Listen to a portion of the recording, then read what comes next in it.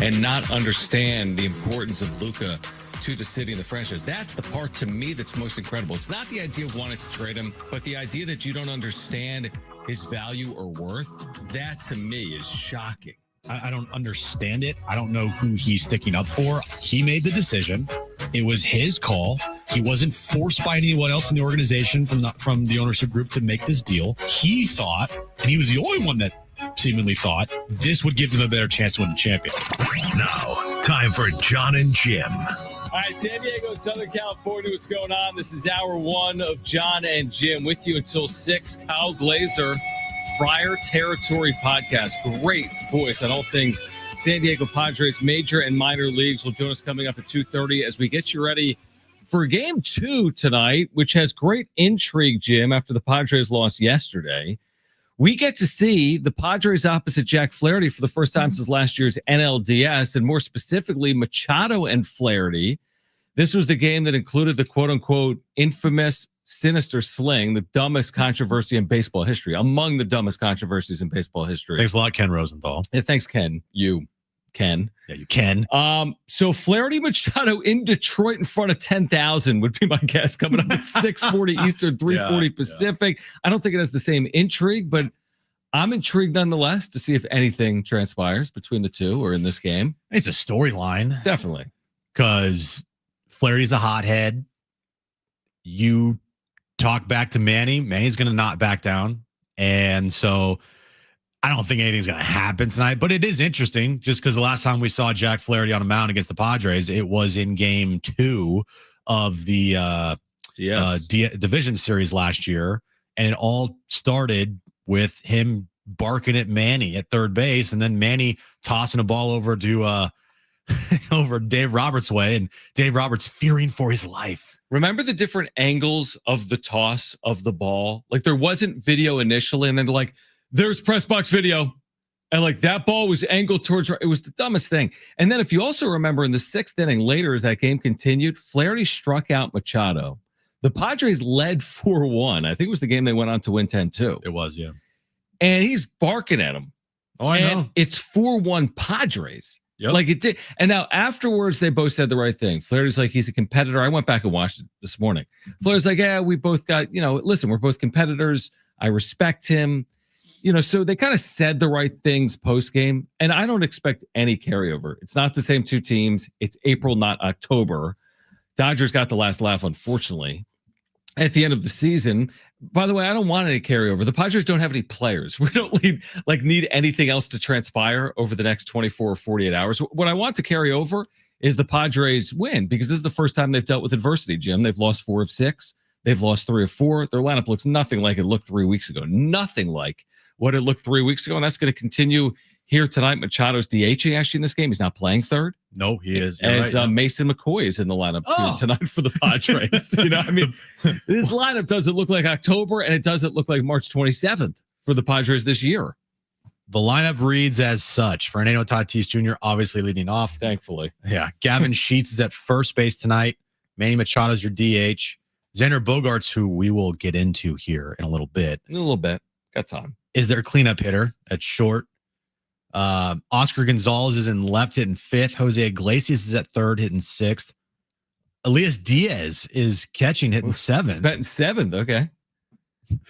Tyler Wade's in center, and Mason McCoy's at second base. Imagine if I told you that their 5 through 9, John, 3 weeks ago would be Oscar Gonzalez, Jose Iglesias, Elias Diaz, Tyler Wade, and Mason McCoy. What would you have said? I'd say, how many games over 500 are they? Well, they would be 10 right now. So, well, they'd actually be 9. Oh, that's all right. They're 9. Tonight. They're 16-7. My bad. Here, if you look at it from the long view, they're 16-7. It's a really nice start. It's still tied for the best record in baseball. If you look at it through like the short view, they haven't played as well over the last week. Understandably, they're dealing with injuries. Detroit's been good. Detroit's 14-9.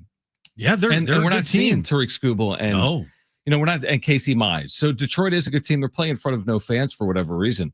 So it was never going to be. How many times do we say during the 750 stretch? It was never going to be 750 all the time. And now it's not 750. But I'm really not. Not only am I not overly concerned, Jim, I'm not even concerned because I understand they're going to maybe take a step back here in the absence of some of these players. I still believe in the long term for the Padres in 2025. Now it's going to get more challenging because they're not going to be maybe playing 700 baseball over the next couple of weeks. So how do they deal with that as they come back to earth, so to speak? Well, they're going to have guys like Manny and Tatis and, their pitching is along with Nick Pivetta, King, and Cease to all kind of be on their A game here. Because if, Tatis and Manny go 0 for tonight, where does the production come from? I think it's McCoy and whoever else you said. McCoy and Wadey? Wadey, McCoy, and Diaz is going to go like 4 for 8 tonight with a couple of dingers. Yeah. Jeez. It's a lineup that definitely is not a lineup that we thought we would see just a couple weeks ago. But as Schulte says, winners find solutions, and they got to find ways to win some games here with a majority of their lineup, injured. Did you find last night discouraging for their offense? I didn't. I scored 4 runs. They got a home run from Gavin Sheets. They definitely left some opportunities out there. First inning, we talked about bases loaded, 1 out, scored 1 run. Martin Maldonado grounded into a double play. They had chances, right, for more than the 4 runs. But it wasn't like, I didn't think last night was anemic, despite the fact that the lineup was less than stellar. So they're good. The point is, like tonight, even with Pivetta on the mound, it's the gym fact. You're going to need to score. But like Schulte said, I don't know. They're scrappy. I think they can score 3 or 4 runs, and their pitching's been good enough to win with 3 or 4 runs. And that's got to be the formula here tonight, like it was last night. They just, last night Randy Vasquez wasn't good. Maybe there was a reason for it. You read from Kevin today that he didn't travel ahead. He tried to travel ahead, but couldn't get on a plane. Did you read that? Yeah. So that probably played a factor. I had to play a factor. Because usually the hotel 4 a.m. Yeah. Because usually the starter for the next day, if you're in another city, that starter's already in that city. Always in the major league. All the time. Now, with all the day games, no, not as much because you can travel same day. But this is a rare Sunday night game. Like I said last night, I agree with you. Like you kind of disagreed. I kind of disagree. But it might have been a scheduled loss for the Padres. Playing Sunday night baseball, having the injuries, not having your starting pitcher travel ahead. Are you going to win that game? It's hard to win that game. It is hard, but it wasn't like they were, doing a night game and a day game in the next city. That would have been right. It wasn't a 10 a.m. start, right? Yeah, it wasn't. That's true. Yeah. So I look at it as the reason why last night's game was because number 1, Randy Vasquez. Number 2, they had a lot of opportunities offensively, and they just did not come through. First inning, you had the bases loaded, 1 out. You got to score more than 1 run there. And, only putting 1 run on the board there and immediately giving 2 back there in the bottom of the first inning. Randy Vasquez had 0 command. It just made it very difficult on this team last night. But to their credit, put up 4 runs with that lineup. It's pretty decent. Yeah, exactly. That was kind of my point. Like, okay, you score 4 runs. I would have thought they'd be in the game because of Randy Vasquez. And they kind of were in the game. They had the Tiger at the plate a couple of times late. They're going to lose games in series. You've already seen them lose 2 road series. It just happened in Houston. It happened in Chicago. We said this yesterday. We're like, 3-3 trip. It's not that bad. And then we kind of recalibrate. We're like, are they really going to have a 3-3 trip? It requires winning a series in Detroit, and Detroit's 14-9. Like if I'm the Tigers, you're catching the Padres at the perfect time. You are. Literally Injuries, the perfect time. You're not facing Cease or King in the series. Now, again, you're not seeing Scooble from a Padre perspective. True. Yeah. But all in all, like if you expected Randy Vasquez to have a 1.78 ERA for the entire season, you're crazy. You're high. That was not going to happen. You're going to see outings like this from Randy Vasquez. You're going to see outings, obviously, like this from Kyle Hart, which we have seen so far. And it's kind of what you expect out of a 4th and 5th starter at times. Get some good starts here and there. Obviously, you want the better starts to happen more often than not. But, you are going to have starts like last night where he just doesn't have any command.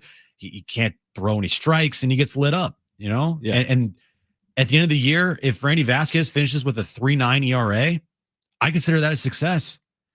Yeah, I'm with you. It's more like, hey, if Pivetta can be this like bulldog, not a 4-5, but like a 2-3 this year for the Padres, like he's pitched at home. Yeah. And you can pair that with King and Cease, and now we'll wait on Darvish.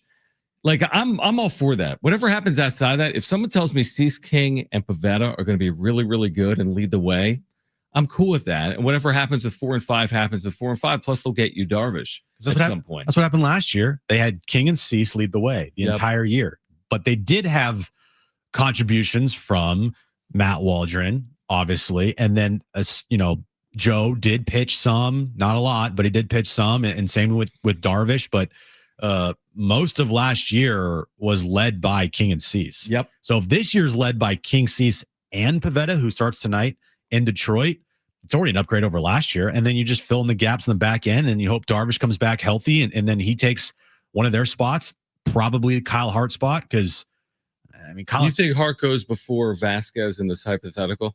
Like whenever Darvish returns, you think Hart goes before Vasquez? I do. I know that Hart's the only lefty in the rotation, but you also have to look who is pitching better. And if when Darvish gets back, let's just say Randy Vasquez is pitching better than Kyle Hart, then Kyle Hart's out. If Kyle Hart's pitching better than Randy Vasquez, then they're probably going to take Randy Vasquez out. Like it's these two guys in the back of the rotation, Vasquez and Hart. Their jobs are not guaranteed in the rotation. They're going to have to continue to prove that they should get the ball every fifth day. I mean, even if they both prove, to your point, one's out. They're not going 6-man. Like if Darvish was ready tomorrow, and he's not, which is a good sign for Vasquez and Hart, but not for the Padres. Right. If he was ready tomorrow, I don't care if Vasquez and Hart are coming off no hitters. One of them is gone. I mean, maybe then you get creative and go 6-man. But probably the guy that threw a no hitter probably be in the rotation. When you have Michael King and Dylan Cease and Nick Pavetta, I don't think you're trying to elongate your rotation to be a 6-man. You want them on the mound more often than not. You don't want them pitching every week when you can pitch them every 5 or 6 days. I wouldn't think. Oh, absolutely. Especially when it might be their final year pitching for you in King and Cease. You're not trying to see less of them. I'm trying to see more of them. I want to maximize everything I have in those guys. So yeah, last night, I don't view it as a scheduled loss. I kind of just view it as, well, the offense had opportunities. They didn't come through. Randy Vasquez, fourth starter on this team, just did not pitch well. And the injuries are something that you hope doesn't continue to wear on this team going forward. Because like lineups that we're going to be seeing here for the next week or so are not going to be pretty. No, they're not. And that includes here tonight, game 2 against the Tigers coming up at 3:40. We have Kyle Glazer from the Friar Territory podcast, great resource for Padres fans. He will join us at 2:30. On the other side, we're doing this for Xander. Yes. We're going to try to turn Xander Bogaerts around as a Padre. We may do it by being somewhat critical of his time in a Padre uniform. We will try to reverse jinx away Xander Bogaerts on the other side. Plus, Kyle Glazer at 2:30. We'll get into the NBA postseason coming up today as well. If you missed Cynthia Freeland from the NFL Network, you'll hear that today on the show as well. This is John and Jim.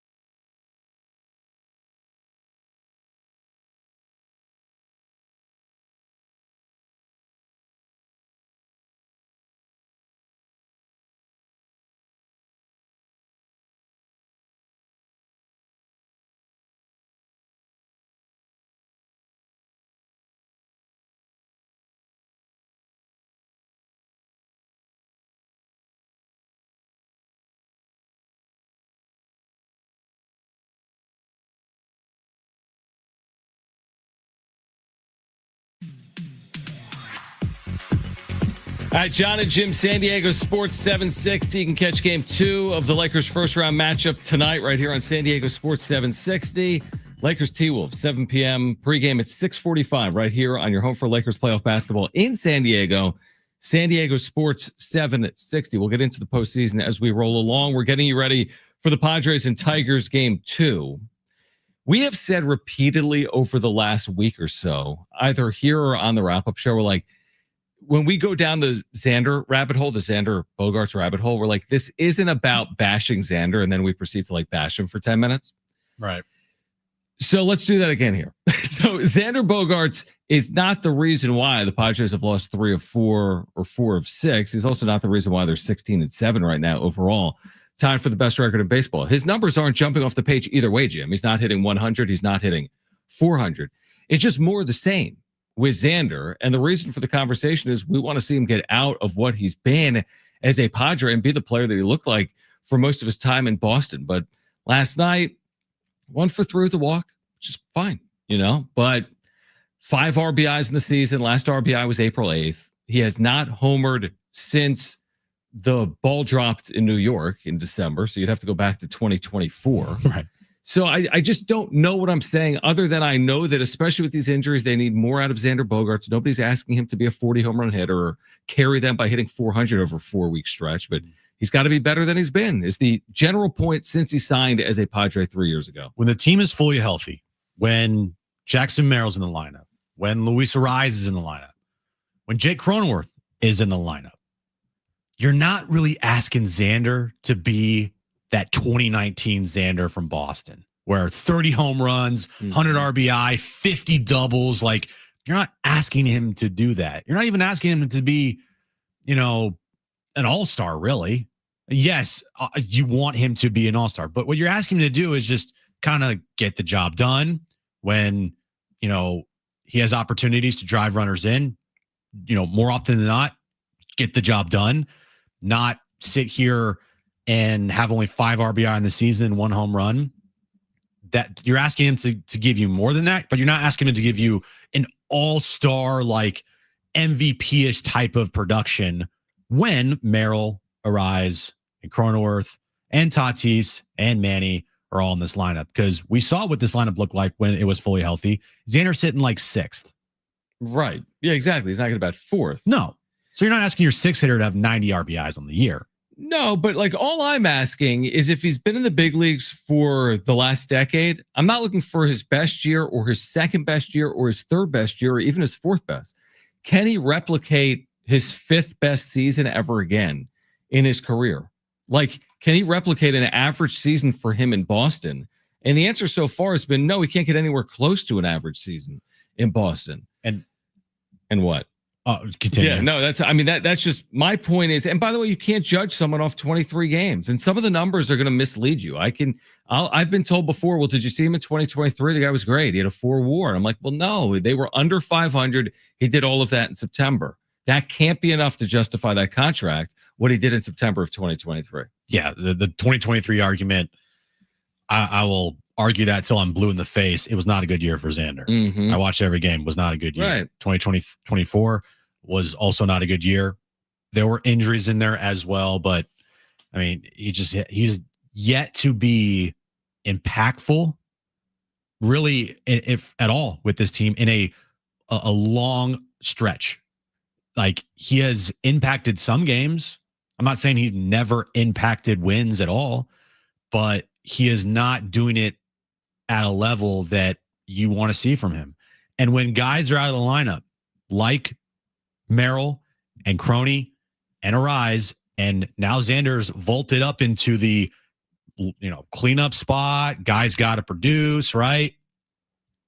That's what you want to see from him. And you just haven't seen it from him yet. Yeah, he's getting some doubles. That's great.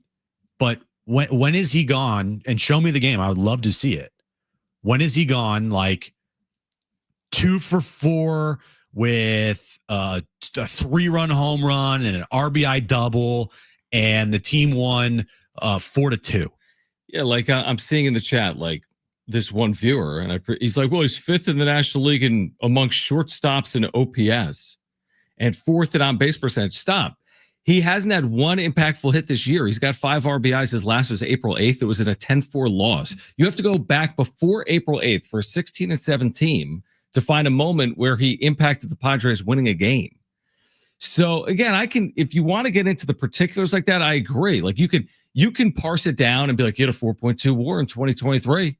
Like it wasn't Xander's fault that they weren't in the postseason. You can always do that. And over 162, and that's why this is like the reverse jinx. Over 162, I can't wait when people are like, told you, he went 2 for 4 with the home run last night. Yeah, you think? They play 162 games. Mason McCoy's homering this year. Yeah. They're all going to homer. Well, they're all going to have a good game. I don't know if he is. Yeah. McCoy's homered before in the big leagues, has he not? Has he? I don't know, but it's possible. Basically, everyone that's played in the big leagues is homered. Yeah. When you see a lineup that's fully healthy on this team and he's hitting 6th, yeah, he is a role player on this team. He's never homered, McCoy. Okay, well, you're not seeing Mason McCoy probably homer this year. Watch, he'll homer tonight. But you get my point. Like Luis Ariz isn't here to homer; he homers. Luis Ariz has 3 home runs. I know. I'm saying everyone homers. Now he has more home runs than Manny. Did you know that?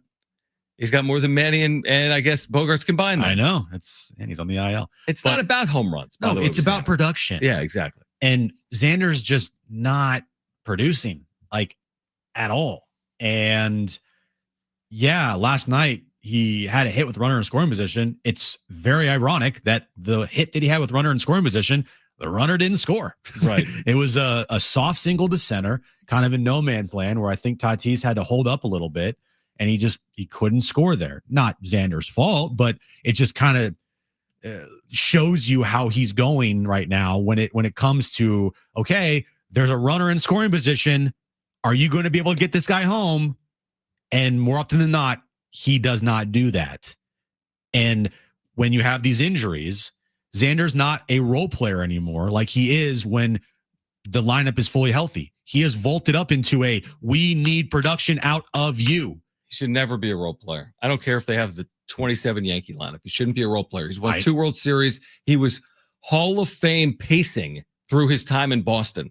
I agree with you, but I also think to ask him to be an all-star, even when those guys are in the lineup, it's just, I don't think it's going to happen. I also wonder, like, if he'll ever be like healthy. Like, I'm not saying he's washed, but like, have the injuries just caught up with him? Let's talk to Kyle Glazer on the other side. Friar Territory podcast. We can ask him his thoughts on Xander, plus these injuries as the Padres get ready for the Tigers. Game 2 coming up. Jack Flaherty on the mound for Detroit tonight. This is John and Jim.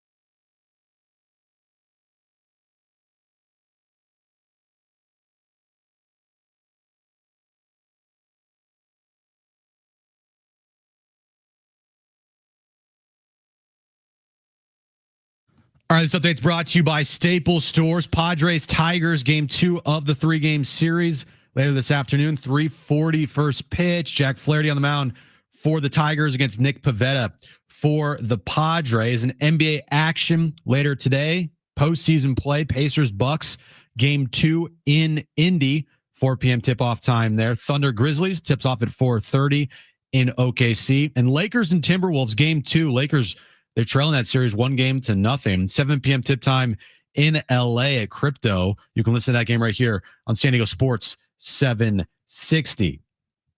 Your local Staples has hot deals and super low prices throughout the store on everything for your business. And right now at Staples, save up to $250 off your print order. Exclusions to apply. Visit staples.com/print for details. Ends June 14th. Plus, save even more with the Easy Rewards program at Staples. All right, about an hour out. Padres and Tigers, game 2 from Detroit. Always our pleasure to welcome back Kyle Glazer, now doing the Friar Territory podcast. Always say he's an amazing resource for Padres fans, both major and minor league fans of the Padres. He's back with us right now, John and Jim. San Diego Sports 760. As we both know, Kyle, and our listeners too, I mean, the injuries have just piled up. How concerning are they for you? They're extremely concerning. When you look at it, once Mason McCoy makes his debut later today for the Padres will have used 18 different position players already this season. The only teams that have used that many are the White Sox and the Marlins, teams who are just terrible and have players up and down the shuttle. So the Padres are really, really, really having to juggle guys right now at a rate unlike any other competitive team in Major League Baseball.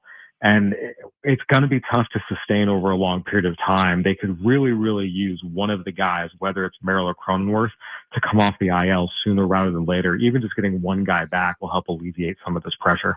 And we were just talking about this, Kyle. You know, when the team is fully healthy, Xander's probably hitting, 6th in this lineup. You're not asking him to be an all-star. Obviously, he's getting paid like an all-star, but you're not asking him to be an all-star level player. But now with so many injuries, he's vaulted up into a position in the lineup, cleanup spot where, he's expected to produce. He has no home runs on the year. He has only 5 RBI. Yeah, he has 8 doubles. But, I mean, I've watched every game that Xander has played in a Padres uniform. And this year, he's just, for whatever reason, the guy's like allergic to driving in runs. What's your take on Xander right now through the first however many, 20 games of the year?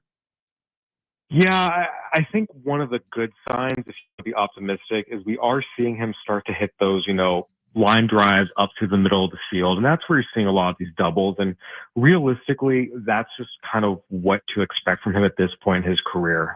Look, he's declined offensively the last couple of years from his peak in Boston. He's in his 30s now. The guy who is hitting 300 with 20, 30 bombs and 80 to 100 plus RBIs a year, that guy is not around anymore. If you can just get, again, 270, 280 with a lot of doubles and double-digit home runs, I think realistically that's what to expect from him. And you're right. If that's your 6th hitter, you're in really good shape. As your cleanup hitter, it's not ideal. But again, the hope is that this is a temporary arrangement and that hopefully Merrill and Cronenworth and, of course, Luis Ariz can come off the IL sooner rather than later. And you look up by May or June, it's not going to be an issue. Yeah, no doubt about it. Kyle Glazer, Friar Territory, with us right now, John and Jim. Where have you seen Fernando Tatis Jr.'s improvement over the arc of his career? Yeah, it really has come down to just pitch recognition and just the ability to drive all kinds of pitches. When he first was coming up through the minors, what really stood out about him was he could turn around a fastball. He was a great athlete, but he really didn't do great on secondary stuff. And we saw that even early in his career, his first 2 years. If you look at his batting average against secondary stuff, it wasn't necessarily great. And we've seen him just continue to improve his pitch recognition, continue to improve his plate discipline. And one of the things we saw him do this year, ESPN had a great graphic about this. He's standing a little further back in the box. His feet are a little bit closer together, and he's tracking pitches longer and deeper. That's just allowing him to see the ball even a split second longer. That makes a big difference. And that's where we're seeing, he's cut his strikeout rate by 10%. He's driving all kinds of pitches. I think it really just kind of is that ability to drive any and all kind of offering from any kind of pitcher in any location of the plate. That's been something that's developed over multiple years. Yeah, he's been fantastic to the start of this season. With injuries, it's opportunities for other guys to step up. I would argue that Tirso, Ornelas, and Oscar Gonzalez, to me, are upgrades in the outfield over a guy like Jason Hayward. So would you agree with that? To a point, look, Oscar Gonzalez is certainly a more impactful and better hitter at this point in his career. Dating back to his days in Cleveland as a prospect, the thing with Oscar Gonzalez is he's so aggressive. He's prone to getting into ruts where he strikes out a ton. We saw that in Cleveland last year. He also will do some boneheaded things. We saw him overrun that ground ball in Sacramento a few weeks ago. Jason Hayward, it's not great offensively, but he provides you steady defense. There's some consistency of the at-bats. Gonzalez, it's a little more up and down. You're not quite sure what you're going to get any given day, but when it's good, it's really good. Tirso Ornelas, you just give him credit for how much he's grown and developed over the years. Realistically, most evaluators still see him as kind of a bench guy, not someone you want playing every day because he'll get overexposed a little bit, especially against higher velocity pitchers. He's just a bigger guy and his swing can get long and slow at times. But, you put him in the right matchups, he'll give you some left-handed power off the bench, and he's adequate in both corners. He's not great, but he's adequate. So I'd say there's value for both guys. I will say between Hayward, Gonzalez, and Tirso Ornelas, the truth is none of those three are guys you really want starting for you if you're a playoff caliber team, and the Padres could use an upgrade in the corners at some point during the season. That's really good insight. Kyle Glazer with us, Friar Territory, with us right now on John and Jim. I'm curious, Kyle, because you've spent a lot of time covering minor league baseball. And I want to say maybe Ethan Salas right now is the youngest player in Double-A, and the sample size is so incredibly small in the minors right now for Salas, either career or this year. I think he's played 10 games this year, and he's hitting sub 200. So my question for you, is there any reason to either even react or even overreact to Ethan Salas's lack of production offensively, whether it be for 10 games this year or for what he's done as this young player in his career? The reaction is, and I've said this for years, back to when he was at Lake Elsinore and I was at Baseball America. Mm-hmm. The concern is that the Padres have rushed him to levels he's just not physically ready to compete at. And that has started to affect his development. When he was at Lake Elsinore back in 2023, he debuted as a 16-year-old and then turned 17 a few days later. He needed to stay there. And the Padres promoted him out of there. He'd really just had one good month. Physically, he just had so much development ahead of him. They moved him up to Fort Wayne and then again to Double-A, which was, frankly, I thought just malpractice. He was nowhere near ready for that. Sending him to Fort Wayne last year to deal with the freezing cold when he was still 18. He really needed to go back to Elsinore last year, not Fort Wayne. And right now he's at Double-A. He really needs to go back to Fort Wayne because he didn't do very well there last year. The Padres have consistently pushed him up levels that he's not ready to be at. And really every year of his career, he's been put at a level when he needs to be a level lower. Again, this is still an 18-year-old. He's 19 now. Well, it's his age 19 season. He's still 18 years old in Double-A. He's just not physically ready to compete against the guys he's facing, and he needs to be given time against more age-appropriate players. Interesting. The other top prospect in this organization, Leo DeVries, he's hitting, I believe, 217 this year. Averages are averages in the minors, and he's such a young player as well. Do you feel the same way about him, or what's your thoughts on Leo DeVries and his development so far? Yeah, I'll say with him in general, it's always a good idea to completely throw out the first 6 weeks of stats in the Midwest League just because it's so cold up there. Mm-hmm. Could he have used more time in Lake Elsinore? Did they push him a little fast? I do think so, but he's getting a little more physical. I can see the argument for putting him in Fort Wayne. It's still an aggressive move, and I would say wait until the weather warms up.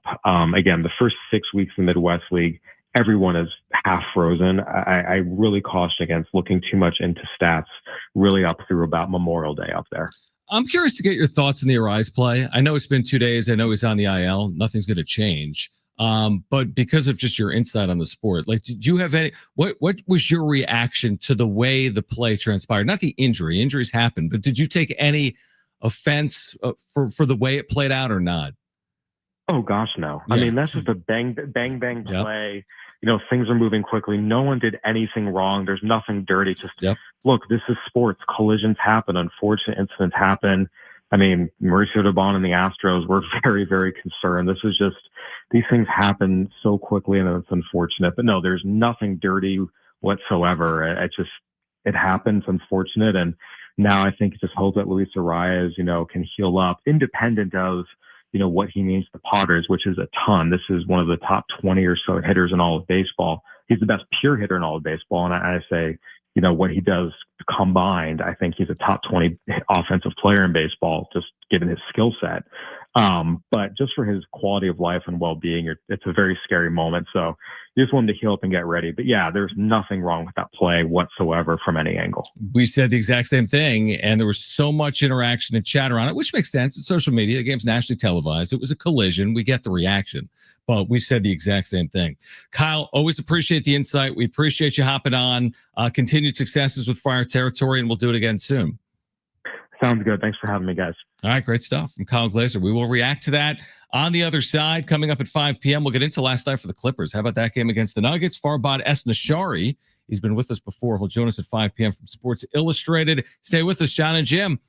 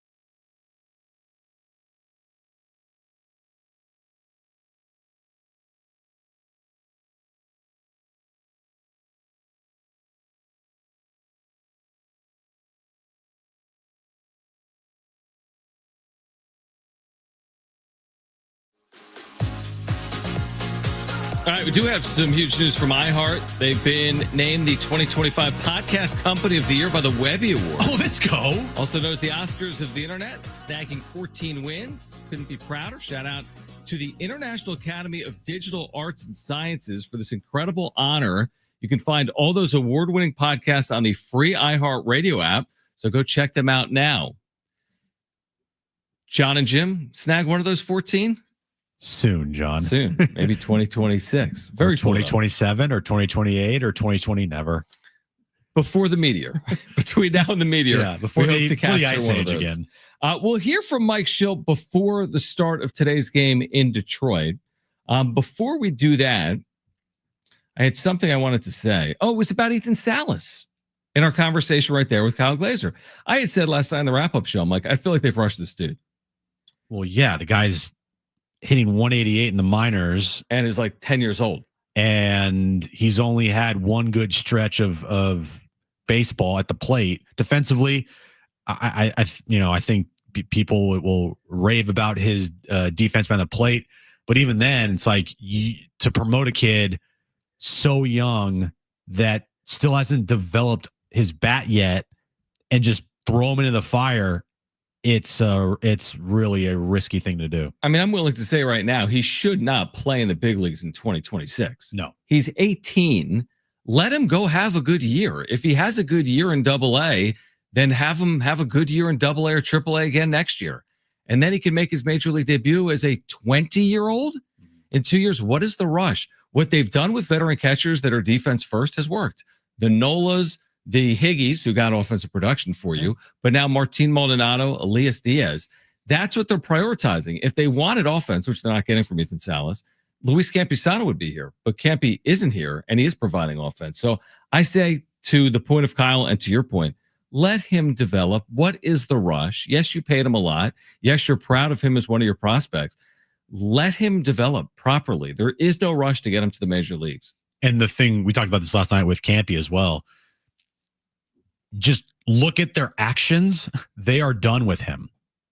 If they were at all having a vision of Campisano helping this team out, he would have been on the opening day roster. He would have beaten out either Elias Diaz or Martin Maldonado. They do not trust Campy.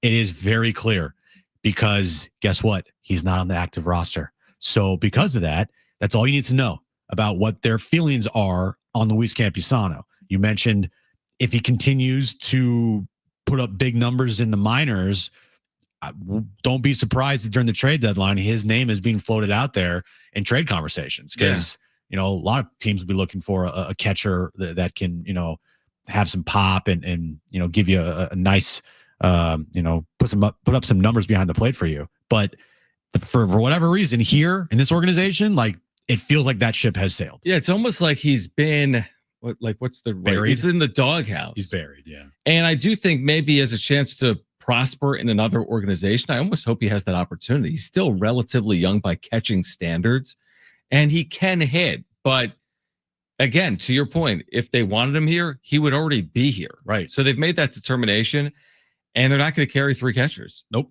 I mean, maybe they could in September. You could wait that off, but he wasn't here last year in the postseason either, and there's a reason for that. All right, let's hear from Mike Schilt. This is in the pregame media scrum. We have this, Brent? Mike Schilt talking about this matchup, Jack Flaherty opposite Nick Pivetta. Yeah, really excited to watch Nick pitch. He's throwing the ball very, very well for us. He is a good competitor. All our guys compete well. They compete in their own ways. Nick's a fiery guy, and he gets into the competition. I love it. He's throwing the ball very well for us, and excited tonight. He seems to be able to have that sort of passion and emotion on the mound without it distracting. It's not always an easy thing to do. Yeah, it's how you channel everything, right? What can work for you can occasionally work against you. But we noticed with Nick is everything he does is, under control with aggression and intent. Manny getting a day off the feet, doing the DHing. How much of a luxury it is to have somebody like Iglesias that you can put over there? I know you got a pretty solid third baseman there too. Yeah, absolutely. I mean, Hosey's been able to do a nice job on a lot of levels for us, but him being able to bounce over to third base, not miss anything is very important. Get Manny off his feet. End of a road trip, turnaround game tomorrow. He's been getting after it. Manny has his fastest sprint speed yesterday, home to first on a tough travel day. So He's doing a really great job. Been on the bases a lot, so good day to just let him DH. I know we've talked about it a lot, but Gavin Sheets just continues to step up and do whatever it is that you guys seem to ask him to do. How impressive has he been continuing to be for you? Yeah, he's impressed from really the beginning of spring training. It hasn't stopped. So, really pleased with what Gavin's been able to do. He's been a big part of this club, and we're excited to have him in there. I didn't quite see how much intensity he was going with today, but what did you do? Where's he? Find out more about the intensity level. Talked about it before his side about him being able to throw, and he feels like he's in a really good place. Again, their recovery is important, but I'll get more information on how aggressive he was with it during the side. But everything's pointing in a positive direction for Darvish. It seems like that's kind of been checking boxes every step of the way. Like it's been trending in the right direction. It's been trending quite a bit in the right direction. As we would expect, we're letting you drive a lot of it. A lot of experience, knows his body. But he's in a good place, and the progression is taking place. Has been positive.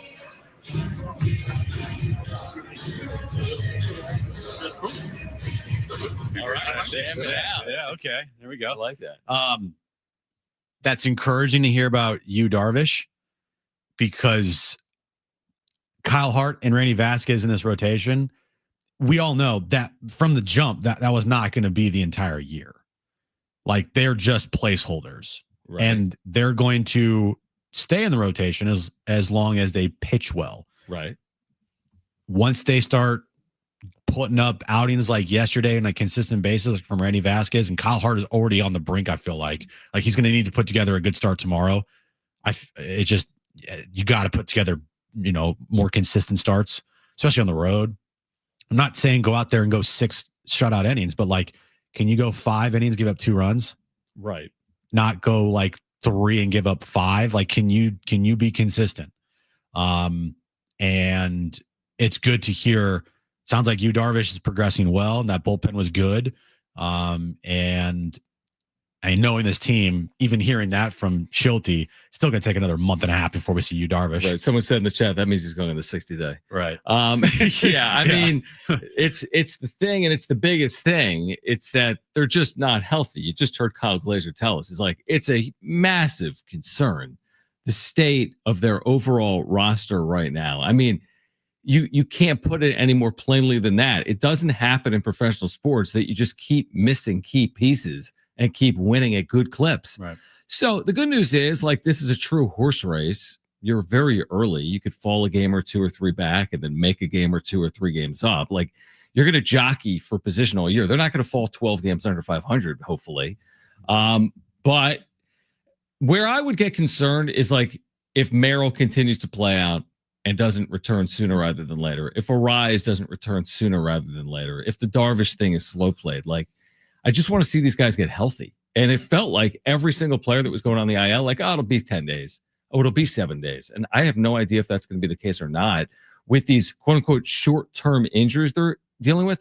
When it becomes 3 or 4 weeks, is that really short term, I guess, becomes the question. I just don't have any trust in this organization when it comes to, them relaying injury news through the media to the fan base. I just don't have any trust. And that's why I say I'll believe it when I see it with a lot of these guys. You, Darvish, there's no way I can just all of a sudden look at a schedule and be like, okay, Darvish is going to be back this date. Or I feel like he's going to be back this date. Because they're going to slow play it. And yeah, is it at the end of the day, would you rather have them slow play it and he comes back and then remains healthy, or would you rather have them rush it, he comes back and then gets injured again? Obviously, you want them to slow play so that when he comes back, he remains healthy and he pitches out through the rest of the season. But also, there is a message a lot of times with these injuries to the fan base of sooner rather than later, and it more often than not always turns into the later part. It does not seem like guys are returning from injuries when they expect or tell the media when these guys might return from injury. He's thrown 3,000 innings. Yeah, his arm is ready to fall off probably. He turns 39 this summer. Right. I mean, I think he has been dealing with something. But they can't allow him to have a 180 inning workload as a No. 39-year-old because the end result would be poor. So they're thinking to themselves, here's my speculation. How do we get the most out of him over like a 100 inning outcome, including the postseason? So when does he ramp up? When is he available? When is he not? I mean, he hasn't been fully healthy here, as we all know. This guy's a brilliant pitcher. He's going to go down as maybe the best Japanese pitcher of all time, but he's throwing 3,000 innings, and the end is coming for Yu Darvish. He's not going to see out this contract, Jim. He's got 4 years left in the deal. He's not going to see out this contract. So you want to maximize Yu Darvish right now when you have a chance of hopefully getting to the postseason again in 2025. It was already rumored when he signed the contract back a couple of years ago. He said it. That he probably was not going to finish out this contract. Right. Just probably not. And what he did last year, I know he had the personal reasons why he was not with the team, but he made 16 starts. You're kind of looking at that. Like you said, maybe they're looking at like 16 to 20 starts here. You get 80 to 110 innings pitched, and then you're healthy for the postseason, because what he did in the postseason for this team, how he pitched in that Dodgers series, he was fantastic. And if they advanced, he was going to be a huge part of their run to potentially a World Series, because he was pitching great. He looked fresh. That Game 5 start in LA, he was excellent. He had 2 mistakes. Solo home runs to Teoscar Hernandez and Kike. Yep. And that was it. Everything else, it was masterful. And he was going to be a huge part of their run. So kind of that's, I think, the long-term play with Darvish is like getting to that spot again with him, where if and when, hopefully, they're in the postseason, he looks like he did last year, and how he looks, and how fresh he looked last year, and hopefully they can get there. Yeah, somebody was like, hey, he threw 80 innings last year. He can't throw 160 this year. That just doesn't make sense, even if he's healthy. That's how I see it. All right, much more on Padres Tigers on the other side. 3:40 is the first pitch time. Hour 2, John and Jim next.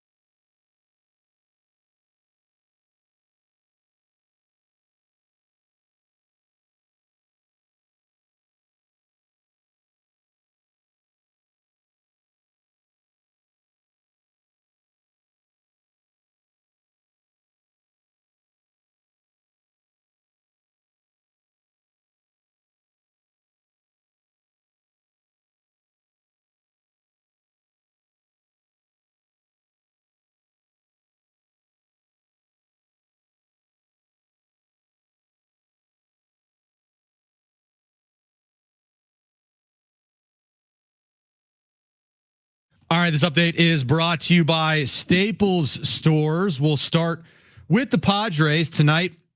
They take on the Tigers, game 2 of the 3-game series in Detroit. Jack Flaherty on the mound for the Padres against Nick Pivetta for the, wait, did I say Padres? I meant Tigers. Jack Flaherty on the mound for the Tigers, Nick Pivetta on the mound for the Padres. And NBA action tonight, playoffs, game 2s, Pacers and Bucks tips off in an hour from now in Indy. The Pacers lead that series 1-0. Thunder and Grizzlies tips off at 4:30 in Oklahoma City. And the Lakers and Timberwolves tips off at 7 p.m. The Timberwolves have a 1-0 series lead there. You can listen to that game right here on San Diego Sports 760. Your local Staples has hot deals and super low prices throughout the store on everything for your business. And right now at Staples, save up to $250 off your print order. Exclusions do apply. Visit staples.com/print for details. Ends June 14th. Plus, save even more with the Easy Rewards program at Staples. Previously on John and Jim. How could you be the general manager of the Mavericks and not understand the importance of Luka to the city and the franchise? That's the part to me that's most incredible. It's not the idea of wanting to trade him, but the idea that you don't understand his value or worth. That to me is shocking. I don't understand it. I don't know who he's sticking up for. He made the decision. It was his call. He wasn't forced by anyone else in the organization from the ownership group to make this deal. He thought, and he was the only one that seemingly thought, this would give them a better chance to win the championship. Now, time for John and Jim. All right, San Diego and Southern California, what's going on? This is hour 2 of John and Jim. We will catch up at 5 p.m. with Farbad Esbashari, Sports Illustrated. He has covered the Clippers for a long time, and we will get into the Clippers, the L.A. Clippers. I don't know if you saw that game yesterday, Jim. They played a basketball game in Denver. It's so far the first round series, or the series of the first round. Yeah, and I want to take a second because there's been a lot of people that vilify Kawhi over the years because he doesn't play. What a superstar ever. He's been hampered by injury. Yeah. Well, I would spin it this way. How many players that have dealt with the significant injuries that Kawhi Leonard have dealt with have ever rebounded to have this level of effectiveness? He has still had some brilliant moments in a Clippers uniform, including last year in the regular season before he got hurt. He was terrific. And now what he did yesterday, where you just put your team on your back in a road playoff environment and play basically perfectly, like as good as you can possibly play, will your team to a win on the road, which now positions you to be the favorite in the series. They've stolen home court from the Nuggets. They're now a favorite to win that series. Like Kawhi Leonard, you just got to appreciate him for who he is. He's never going to be the glitz and glamour of some of these other players in Los Angeles. And by the way, he doesn't want it. If you just appreciate him for who he is, the brilliance of his basketball, the type of player that he is, that's all you should be doing with Kawhi. And I don't know how it ends. I don't know if he gets to another NBA Finals. I don't know if this is the best or there's more to come moving forward in this playoff round or not. But I just appreciate it because, again, he's been down and out. So to see him play like this, like easier said than done is what I would say. It's funny. Someone in our YouTube chat, by the way, if you are not following us on YouTube, what are you doing? Go follow us on YouTube at John and Jim 760. We stream every show on YouTube. Lav S says the NBA is dead. Ratings are awful. Well, Lav S, you are wrong. The 2025 playoffs delivered the most watched opening weekend in 25 years, averaging 4.4 million viewers, up 17% last year. So you're just factually wrong. Anyway, Kawhi last night, he was incredible. 15 and 19 from the field. He was 4-7 from 3, 5 for 5 from the free throw line, 39 points, 5 assists, 3 rebounds, played 39 minutes. He was incredible. Amazing. Incredible. At one point, I think he was, 13 for 13 from the field? I think 13 for 14. 13 for 14, yeah. But every big shot he made, his efficiency level was off the chart. That series so far has been incredible through the first 2 games. Back and forth. I kind of thought that series would be a back and forth series. I still think the Clippers are going to win that series. I have the Clippers as a team that I think they can make it to the Western Conference Finals, to be honest with you. I think they're that good if Kawhi's playing at this level. Again, it's like, it's not to do the full dissection of Kawhi's career right now, but I just don't understand when people, for whatever reason, have angst toward him. Like he owes something to you. Like He just is who he is, and he's never changed in that regard. Am I right with that? He's never been overly outgoing. He's never been someone to comment on social media. He's never been anyone other than himself. The only thing that he's been dealing with is injuries. Like, he's had to overcome injuries. And if you want to be upset because of load management and the way he's treated his body over his NBA career, okay, then be upset with it. But it's his career. It's his body. And the results speak for themselves. When he's been on the floor, he's going to go down as one of the better players of his generation. He's not LeBron James, but he's going to go down as one of the better players of his generation. And the results speak for themselves in the postseason, whether it's San Antonio or Toronto. Enough said. He's Kawhi Leonard. He doesn't have to be anyone else. He's never going to be Luka Doncic. He's just a different player, and you either appreciate it or you don't. I know you saw this last night. I still don't know. Did Shaq poop his pants or not? I don't think he actually did. Nice segue. I know. Well, there's no other way to segue to that than what I just did.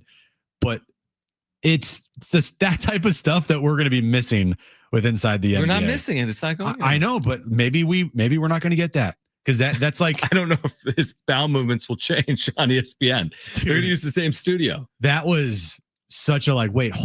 Did he just go number 2 in his pants there? I still think the highlight of the night was Kawhi. No, that you're right. On the basketball court it was, but the viral moment of the night is Shaq literally getting up during the mid segment. I gotta leave. It's possible. It's possible he pooped his pants. It's possible. Stay tuned for. Is it the first time someone pooped their pants on live television? Probably not. Truthfully, TV's been around a long time. It has been, but has anybody during a live TV segment got up mid segment to go to the bathroom because they're about to? I think go number 2. Pierce. Well, that's not like he left. I mean, yeah, I think he did, right in a wheelchair. I know, but he didn't. He it was an injury. He didn't get up. He didn't take a basketball and put the basketball down and just walk off the court. I don't remember it fully. It's been a while, but you may want to Google it.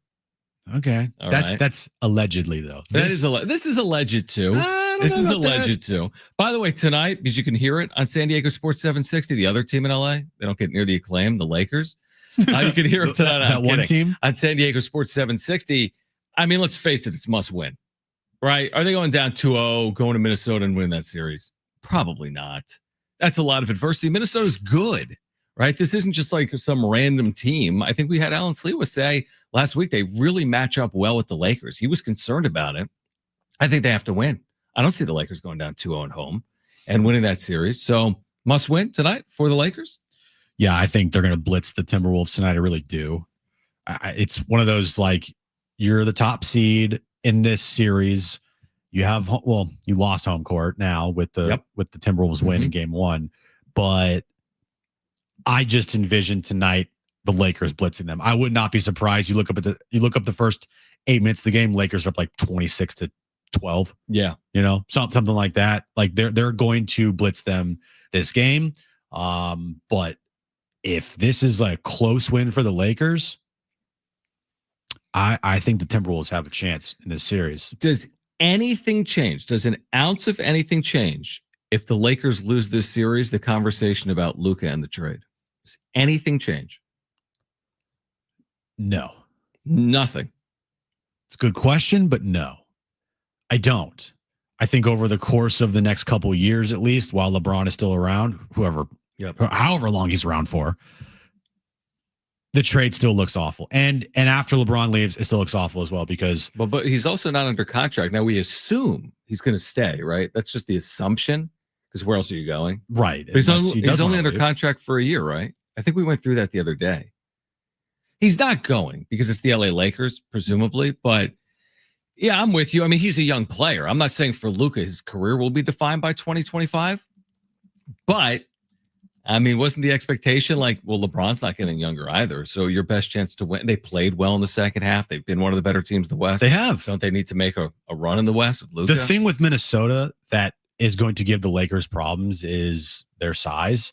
And I know that if Rudy Gobert is out there, it can be viewed as a mismatch for the Timberwolves because they can just put him in pick and rolls and whatnot and get him out of the paint. But if not, I mean, they're going to have problems. They don't really have a rim protector. Anthony Edwards can get to the rim whenever he wants. And so, yeah, I think tonight will tell the story of the series. If the Timberwolves win, I don't think the Lakers can come back. If the Lakers blow out the Timberwolves tonight, I still think the Lakers can win the series. But if it's one of those back and forth games, I still would be concerned about the Lakers because you get blown out in game one. And if you have a close game in game two, I just think that it sets up for the Timberwolves. They did what they had to do. They won game one. Now the Lakers need to come back. They need to put together a performance like the Timberwolves put together in game one. And then if that happens, I think the Lakers can win this series. But if not, it might be a little trouble for the Lakers. The dream for the NBA is Thunder Clippers, in my opinion. The Clippers have all those stars. They're still in LA. And then Lakers Warriors.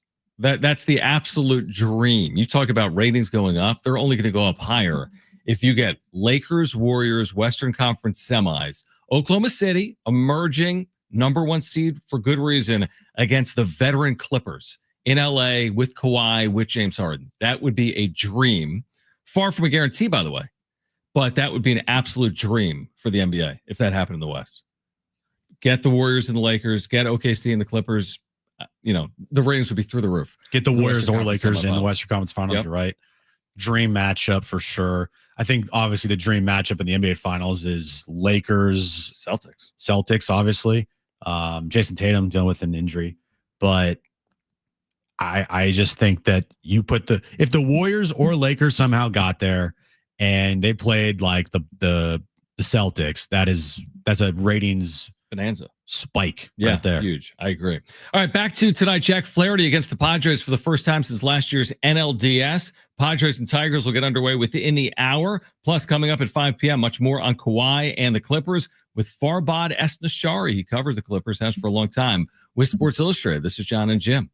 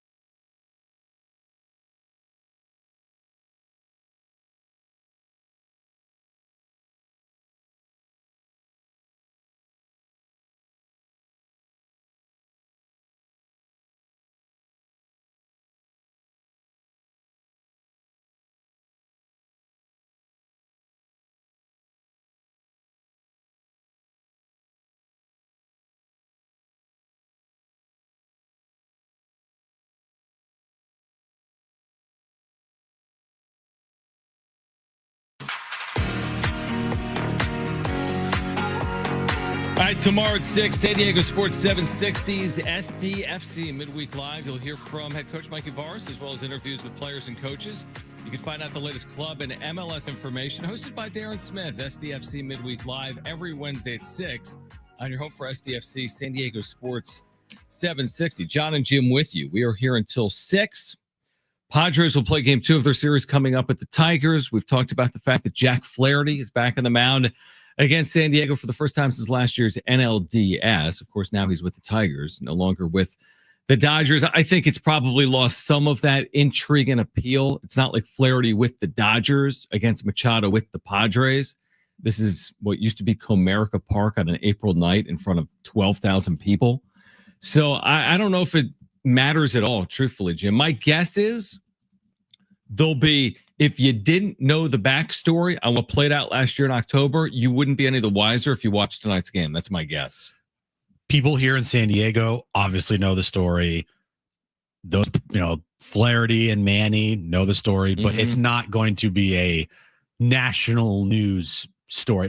Correct. On MLB Network, when they show the highlights of tonight's game, they'll probably show highlights of last year's matchup and what happened in the postseason. And then if nothing happens tonight, like say Manny goes like 1 for 4 or whatever, and off, Flaherty, and he goes like 1 for 2 off Flaherty or something, whatever. It won't be anything crazy. But if, say, Jack Flaherty, say he hits Manny tonight. Can you imagine that? I don't want to imagine that because of the injuries they're dealing with. No, don't please stay away. Do not throw any baseballs near any of the Padres players. Actually, like to bodies. your point, though, is it even Manny? Like, what if Flaherty hits a Padre? Because it wasn't just it was a Manny thing, but it's kind of a team thing once you get into the postseason. Yeah, that team last year, that Padres team was so connected, tight. Yeah. That's like, you mess with one of us, you mess with all of us. Was that the night he rallied the troops in the dugout? Oh my gosh. Yeah. Because initially Ken Rosenthal was like, we've watched Manny Machado grow up in front of our eyes. Then 24 hours later, he's the worst. Can you believe he threw a ball towards the Dodger dugout? Sinister Unbelievable. Sling. Worst player ever. It's worse than I thought. Dirty, We'll never learn. dirty. That is, again, would you agree that's one of the dumber controversies? Clearly. It's the throw towards the Dodger dugout, the way Roberts used it, the way Rosenthal wrote about it. Yeah, the fact that the Dodgers used Ken as their, their conduit to get this message out there. For Ken, it was it was the lowest moment of his, career, in my opinion. The fact that he did the Dodgers bidding and did exactly what Dave Roberts wanted him to do was, just made his credibility sink to another level. The worst part about it for me remains but they didn't get the last, either the Dodgers got the last laugh or Rosenthal's no worse off for it. He would have looked foolish if the Padres won that series going away. He looks foolish no matter what. Yeah, in my opinion, here maybe. I don't think anywhere else is. No, because baseball's not a national sport. It's a regional sport. But even with it in the postseason, only people here in San Diego remember what Ken wrote about and how he, did the Dodgers bidding. James in our chat on YouTube made a good point to start the show. And it's an interesting thing to think about. So do you remember what the score of that game was after the throw over? The sinister sling from Manny at that time? I don't. I know when Flaherty was barking at him, it was 4-1 Padres. That was what I wanted to know. So Padres won that game going away. 10-2. 10-2. What if Manny never threw the ball over to Dave Roberts? Then Dave Roberts doesn't have an opportunity to use Ken and to get this message out of how Manny's a dirty player, because we know Dave Roberts said it after the series. He was looking for something to give his team an edge, and that was what he found. And if Manny never did that, where does where does Dave find that edge for his Dodger team? Are you asking if Manny Machado never loops a ball towards the Dodger dugout in game 2, do the Padres win the series? I'm kind of asking that, yeah. I think it's probably a bridge too far. Probably, but it's interesting to think about. It is. And what I thought did in the Padres wasn't that because they won game 3. I would have been more convinced that did them in if they led 2 games to none than lost 3 straight games. That would have then, to me, been a telltale sign. Yeah. That's not what happened. And even the 24 inning thing, the reason I think it's actually kind of a fake narrative is who cares that they didn't score runs after winning in game 3? Like some of the 24 innings is like, well, they didn't score after the Tatis homer in game 3. Well, they won the game. Who cares? We never come on the air after the Padres, if the Padres won 9-0 tonight and they scored all 9 runs in the first inning, you'd be like, and scored last 8 innings. No, they won 9-0. I think the 24 inning thing, okay, it's you got shut out in games 4 and 5. That's the story. The 24 innings, who cares? They won game 3. Like I think the 24 inning thing is bogus. Mm-hmm. I think getting shut out in game 4 and 5 isn't bogus. But it's interesting to think about, like, what if? I don't know. You're right. I don't know if the series changes. Maybe it does. I think it has to in a little bit, right? How though? I don't know. Does Darvish, like, I'm trying to think back. Like I watched game 5 and the Padres were like, they Forgot how to play baseball. Yeah, they like offensively fell over like they were paper. You know, like yeah, it was. They had no fight. None. But I don't think that has to do with Ken Rosenthal from 96 hours previously. I don't know. It's a good question. It's one of those things you'll never know the answer to. Because we know that piece by Ken made its way around that clubhouse to the point where they said, Ken, you can F off, buddy. You're not allowed in here. I know, but that's my point. And it had no impact. If anything, it hurt the Padres. Like, hey, haha, you're not allowed in our dugout. Well, haha, you didn't win anything. Right. But I'm just saying, if that article is never written and that us against the world mentality from the Dodgers, which was we're the underdogs, which is ridiculous. You know, that's something that Dave Roberts said that he was trying to do with his team. And he didn't think what Manny did was a problem, but he portrayed it as a problem to the media and got Ken on his side and got Ken to write that piece. Which is a long way of saying they got the last laugh. Well, of course they did. They won the series. They won the World Series. And that's the thing. Nobody's ever going to remember it the way that we're recalling it right now. But it is interesting that, like, it all stemmed from that Flaherty Machado incident where Flaherty's barking at Manny from the dugout, and then Manny, tosses over the ball to the Dodgers dugout, and Dave Roberts fears for his life. Right. And it turns into the sinister sling, and it becomes a huge narrative and a huge talking point in that series. True, but I'll make a point on the other side that I think is relevant as well. All right, with you until 6. Stay with us, John and Jim.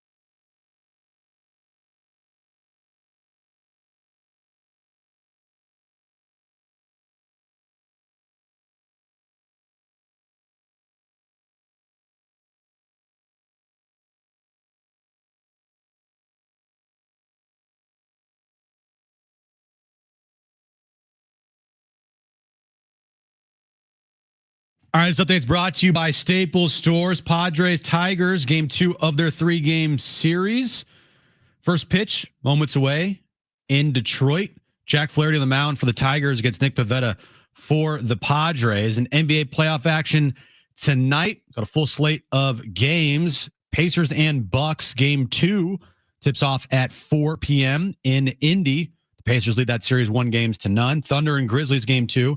Tips off at 4:30 in Oklahoma City. And Lakers and Timberwolves, game 2 of that series, tips off at 7 p.m. Timberwolves have a 1-0 series lead there. You can listen to that game right here on San Diego Sports 760. Your local Staples has hot deals and super low prices throughout the store on everything for your business. And right now at Staples, save up to $250 off your print order. Exclusions do apply. Visit staples.com/print for details.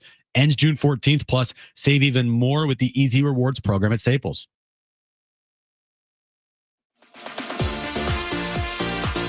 All right, John and Jim, San Diego Sports 760. The wrap coming up at 4 p.m. We have a giveaway in the 4 o'clock hour. If you missed our conversation with either Kyle Glazer or Isle.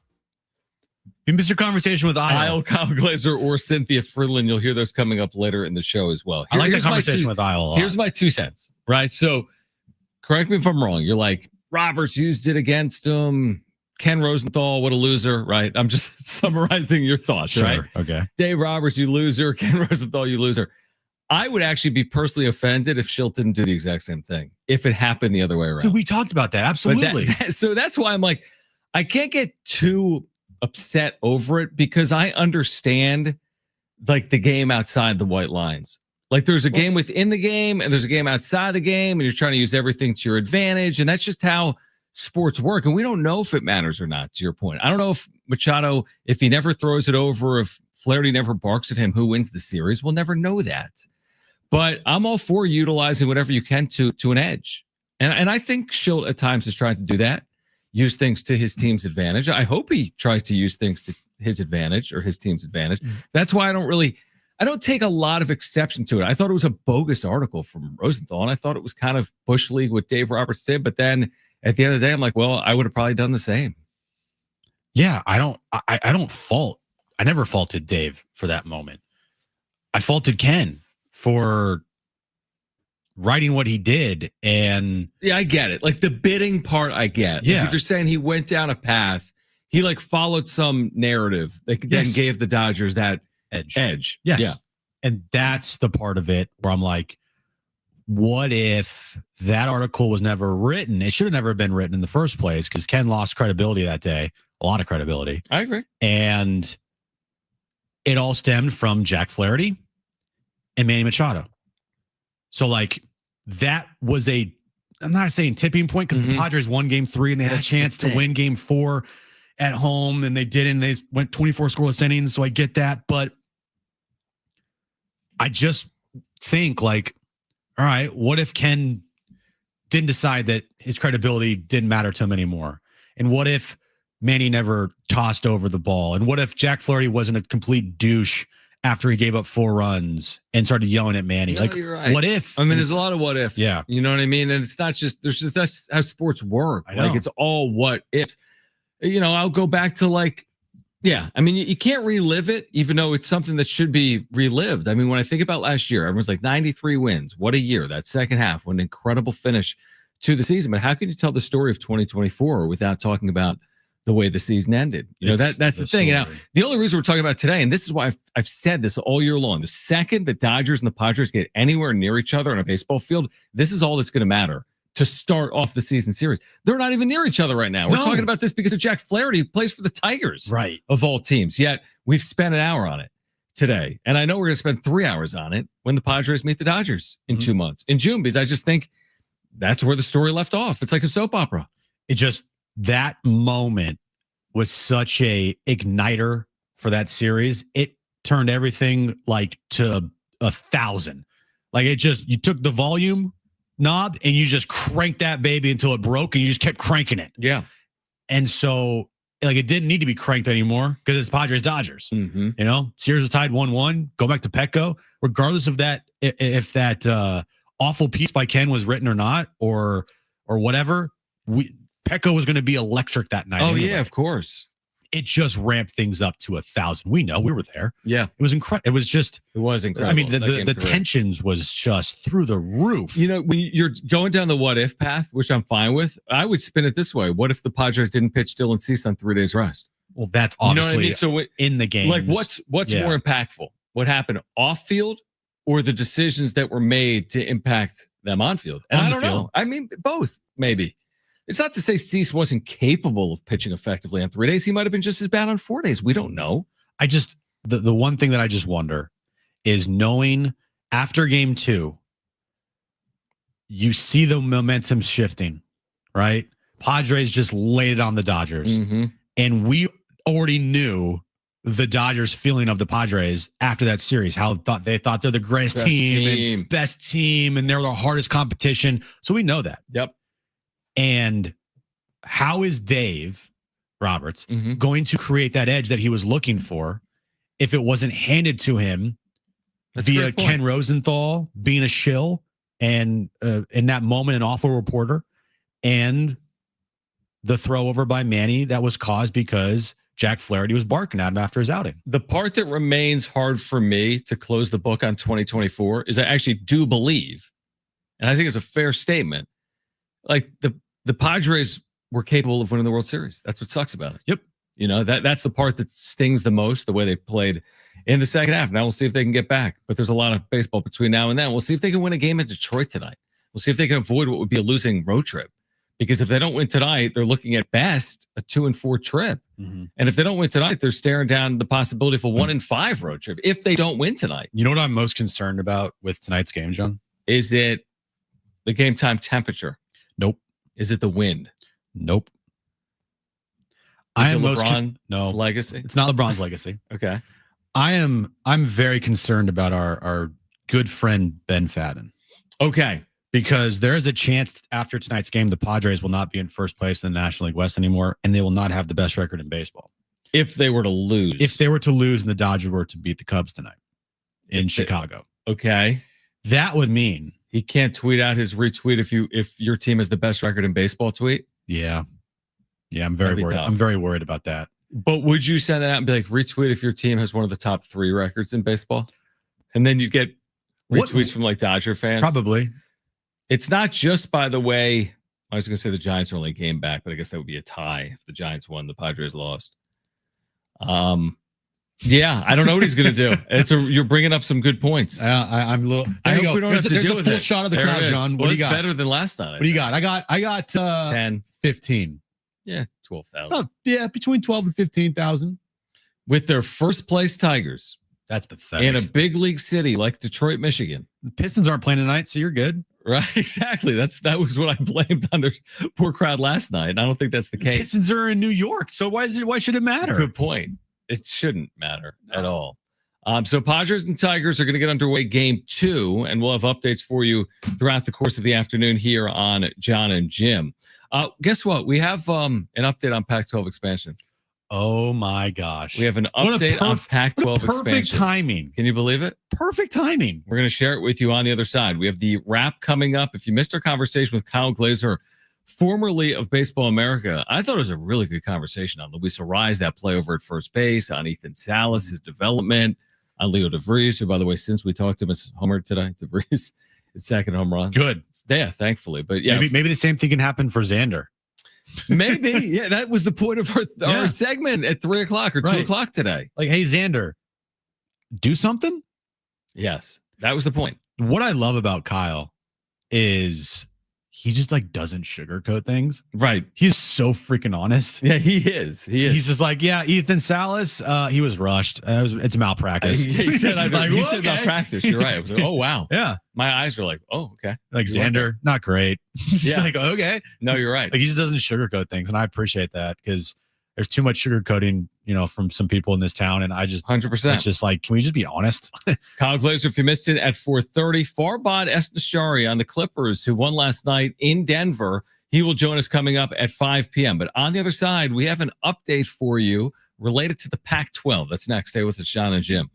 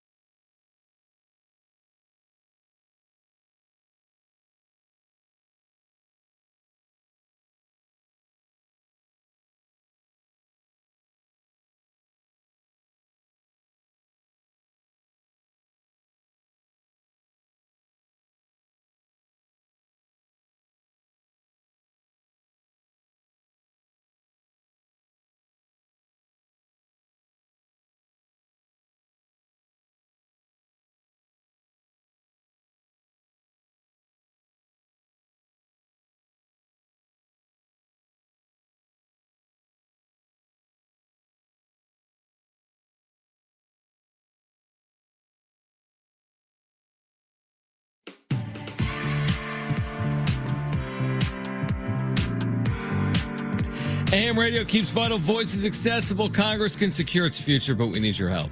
Text AM to 52886 now to support keeping AM radio in cars. Tell your member of Congress to pass legislation now. Keep AM radio in cars. Standard message and data rates apply. Good theater in Detroit tonight. We will discuss that coming up momentarily. But what do you got with this whole Pac-12 news, realignment news? I kind of want to see this at bat, but I mean, all right. So here's what I have related to the Pac-12. All right. So there's a new president at Washington State. Okay. Okay, great. President Cantwell is the new president at Washington State. Take Okay. that, Flaherty. Yeah, okay. Okay. So there's a new president at Washington State. She was quoted in the school newspaper of saying this regarding the Pac-12. I really would like to see a successful conference that doesn't send student athletes all over the country. Listen to this part of the quote. Okay. Let's say west of the Mississippi, ... or let's say on the Mississippi. The interesting part of that is On the river. there are two schools on the river. Okay. Tulane and Memphis are on the Mississippi River. They play If in you the go to river? no, I mean, being on a river means you're just outside the river, you idiot. Then why do they say on the river if you're We not live on on the the river? Pacific Ocean, but we don't literally live on it. No, we don't live on the Pacific Ocean. I do. You do? You do too. Yeah, you're on the Pacific Ocean. I live on land, dude. Brent. They're On? on the Mississippi damn river. Is that where their arena's at, on a river? No, you moron. I'm going to kill you. Why don't they just say they're Look, near the Google river? on the Mississippi. We're near the Pacific. Life on the Mississippi is a Wikipedia page, and they're not talking about fish. Is that a name of a book? Actually, it is. Yeah, Mark Oh. Twain's. But yeah, so the point is, They're near the Mississippi. if I had a weapon, I would use it. Like if you look at the Mississippi River, there are two schools on it, Memphis Near it. and Tulane. You're an idiot. So do you read anything into that? Why would you say this? I know. Why would you say something's on Let's the say river? west of the Mississippi, or let's say on the Mississippi. Near the Mississippi? I could leave now. I will go into Mary's office and say I'm done for the day. Well, that'd be interesting because she's not here today. So Well, I'll just go in there then and tell her. Well, the door's I told locked. you, Mary. well, she's There'll not be no actually, resistance then. She's actually not here yet. Let's hope she's not in the Mississippi. Let's hope not Put it either. to you. If she is, I hope she has a boat. All right. Do you read into it?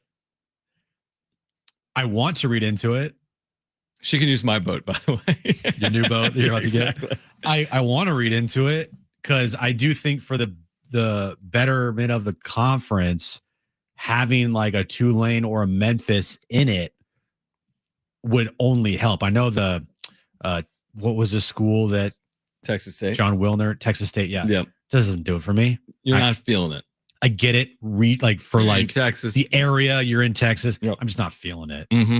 Like- You want something flashier, sexier. Oh, for sure. Oh, you always want something flashier and sexier. It's going to help. It was so many different things. Mm-hmm. Especially if you had a school that had, basketball and football like Memphis, Yeah. that just would Good at both sports. Yep. be good at both sports. That would help a lot of things that you're looking for. Tulane's in a big city, New Orleans. They've had success in football. Yeah. They played in I forget at the time, I think a New Year's Six game, they beat USC Yep. a couple of years ago. Yep. It seems like maybe they're travel partners. Cotton because Bowl?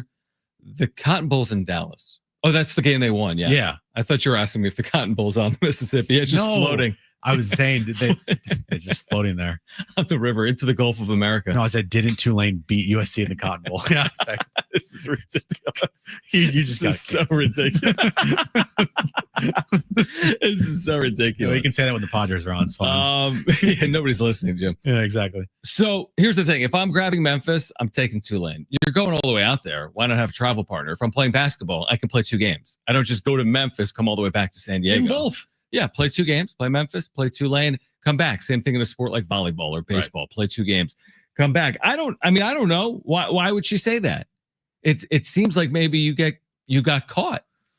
Like, hey, I'd like to see us be west of the Mississippi or on the Mississippi. Well, why'd you say that? Because those schools are on the Mississippi. So it's interesting that you would say that. Nobody looks into things More than I do. more than Dude, I you when it love comes to conference realignment and Pac-12. Look at this. I go to Reddit. Oh, I love no. my little Pac-12 Reddit. I click on Your it. little Pac-12 Reddit. Then I see newest. You're so adorable. Look at that. And then boom. You have become a avid Like a Reddit truther. truther, yeah. Like an avid Reddit reader. I love you? Reddit. You Okay. should use it for they probably have wrestling news on here. Like, Well, of course they do. Braun Breaker's coming back. He didn't come back, but You know what I mean? And then they're Yeah. talking about it. but I only know Braun Breaker because I mentioned his name last night. Correct. You know what he did last night? He didn't wrestle because it wasn't WrestleMania last night. No, John. It was Raw. Right. So what happened? He speared Roman Reigns and he joined Seth Rollins and Paul Heyman. What's that have to do with realignment? I digress. Anyway, I just got like a pain. Are you okay over there? I don't know, man. I think it's working with you. Probably. Other than what she wrote, again, I don't know if there's a reason to read into it or not. Has that ship sailed? No pun intended. Because Memphis and Tulane, we had this conversation 6 months ago. Yeah, and John Wilner, who is the most dialed in person when it comes to this stuff, other than you. No, he is. He is. He has sources. You don't. Yes, I do. Oh, Mr. Reddit. Source Guys. This is not Reddit. When he says, yeah, probably like Texas State, and You think he knows? he knows, and it's Right. like, well, Memphis, Tulane, probably not. Right. What about all of them? Get Sure. to Texas, get to the Mississippi. I think eventually over the years, that's like probably the goal is to get Mhm. all of them because you don't want to just settle, you know? You want to make this conference like a Power 5 conference. Right. And the only way to do that is to add better schools. And obviously the, TV package and whatever they come up with kind of sounds like they're going to the CW with multiple ways to watch and streaming and all this other stuff. You're going to want to make that the most enticing watch you possibly can. And the basketball league, I already think, is pretty set. Really good. Yeah. It's really, really good already so far. Now, could it be better? Yeah. I mean, Memphis, like you said, top 25 brand, Penny Hardaway, Yep. consistently good. They're in the tournament Yep. year after year. Tulane in football, they've Good. had some really good years recently. Memphis has had some really good years recently in football as well. So like you want to add the best you possibly can of the rest. And Texas State just doesn't do it for me. It really doesn't move my needle at all.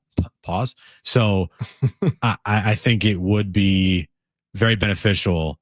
Are you looking at if they're actually on the river? Where are you looking at? I mean, if you had the internet, there is the Mississippi Okay. and there is Memphis. Yeah, it's on land, not the river. You're an idiot. And then same thing with Tulane. So again, now she also said she wants to see the league in the West. So I don't know if Memphis is. Nobody's ever said Memphis and like the West. Okay. Like, Yeah, but no one's ever said Stanford in the ACC. good point. Good point. Things change. You're right. You're exactly right. Everything Things has have changed with conference realignment. There is no such thing as got to keep the West Coast teams on the West You're Coast right. and the East Coast teams on the East Coast. It is the wild, wild West. And when UCLA is playing Rutgers, it doesn't matter anymore. Yeah. And honestly, and to your point, you're right. But Memphis isn't like going to New York State No, or it's South not. Florida. It's far, but it's not as far. What is that? A as going 5-hour trip? I don't even think it's 5 hours. It's probably 4 hours. 4.5? I guess. Yeah. Yeah. Something like that. So it's not the end of the world. Oh, the other thing is that John Canzano, who we've had on the show before, is reporting that media deal is getting closer to being finished and that Oregon State and Washington State should announce something tomorrow related to their 2025 football season, which could give us an inkling into what 2026 and beyond is going to look like for the Pac-12. So stay tuned is what I would say. We've been staying tuned for a long time related to Pac-12 We're just media deals, realignment, what's next. Sitting here, staying tuned. Sitting here on Reddit on a Tuesday afternoon. All right. On the other side, we will get to the wrap. If you missed our conversation with Kyle Glazer from the Friar Territory podcast, you'll hear that coming up at 4:30. Also, we're inching closer to the NFL draft. The first round is just 2 days away. We had Cynthia Freeland with us from the NFL Network, and you'll hear that coming up in the 5 o'clock hour. Plus, we'll talk about the turn back the clock night for Kawhi Leonard, how good he was last night, 39 points in that Clippers win. Farbad Esnashari from Sports Illustrated, he will join us on the show at 5 p.m. Plus updates on the Padres and the Tigers tonight from Detroit. Hour 3 of John and Jim. That'll come your way next. Stay with us.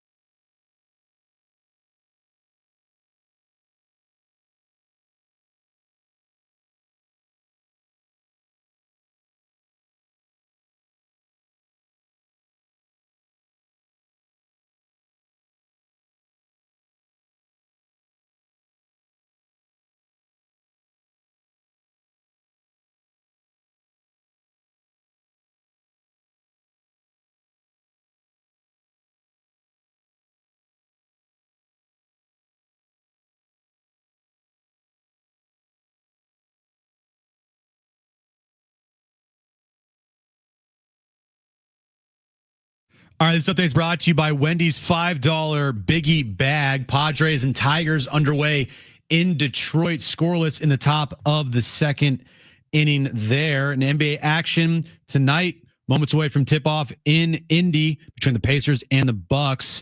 Pacers lead that series 1-0. Thunder and Grizzlies tip off in a half hour in OKC. Thunder have a 1-0 series lead there. And the Lakers and Timberwolves game 2 tonight, 7 p.m. tip time at Crypto. You can listen to that game right here on San Diego Sports 760. You know what's better than a limited time deal, John? An unlimited time deal. Like the Wendy's $5 Biggie Bag with a junior bacon cheeseburger, 4-piece nugs, fries, and a small soft drink. Because the best time for a fresh, never frozen beef and Applewood smoked bacon all the time. Duh. The best deal, got to be Wendy's. U.S. price and participation may vary. It's John and Jim to warm up that drive home. We get to see the Padres opposite Jack Flaherty for the first time since last year's NLDS, and more specifically, Machado and Flaherty. This was the game that included the quote-unquote infamous sinister sling, the dumbest controversy in baseball history, among the dumbest controversies in baseball history. Thanks a lot, Ken Rosen. I'm intrigued nonetheless to see if anything transpires between the two or in this game. It's a storyline. Definitely. I don't think anything's going to happen tonight, but it is interesting just because the last time we saw Jack Flaherty on a mound against the Padres, Manny tossing the ball over Dave Roberts' way, and Dave Roberts fearing for his life. Now, time for John and Jim. All right, San Diego and Southern California, what's going on? This is hour 3 of John and Jim. Kyle Glazer, Friar Territory. If you missed it, you'll hear it at 4:30. Farbod Esteshari on the Clippers who win last night in Denver. He will join us coming up at 5 p.m. Much more in the NFL draft, which will get underway on Thursday night with Cynthia Freeland from the NFL Network at 5:30. What are your level of nerves with the draft just 48 hours away? Actually, 49 hours. It'll start at 5 p.m. on Thursday. Not like super nervous. Why should I be nervous? Are you expecting a blockbuster? I heard Fletch say he thinks the Niners are trading up to like 2 or 3. That's not happening. Is that not what he said? He did. Off air, he's like, man, I can see him moving up. Okay. High. Okay. Trade away like every. They have like 20 picks. They Trade do. them all away. Move up. They have 11 this year. Tied for the most in the draft. Move.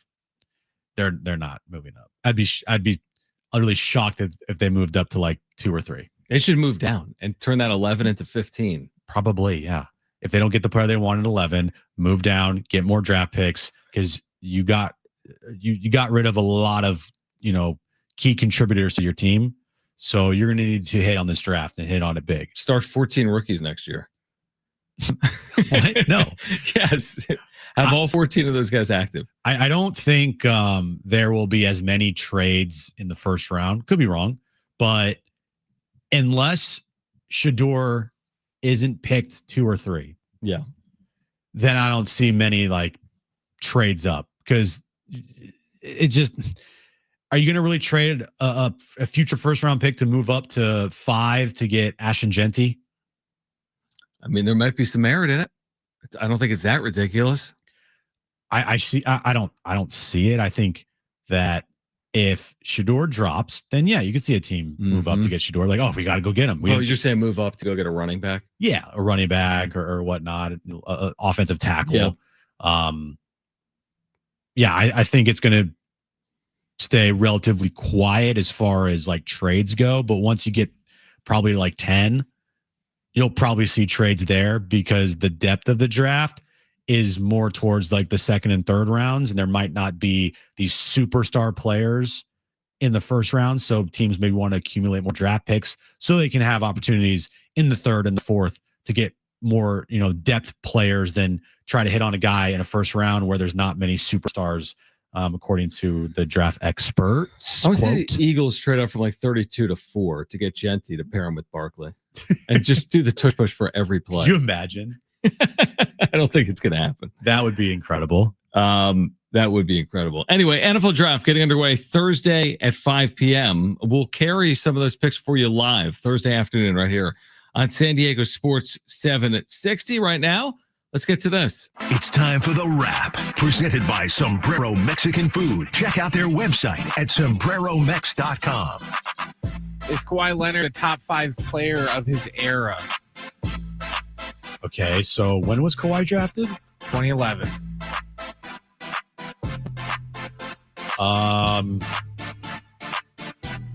Trying to think of like who the top 5 would be since 2011. It's clearly LeBron, Steph. Now Kobe, when did Kobe retire? Not until probably 7 or 8 years after that, right? I probably would put Kobe in there because he won his two championships after Shaq in 09 and 2010, right? So 2011, that's after that. Good question.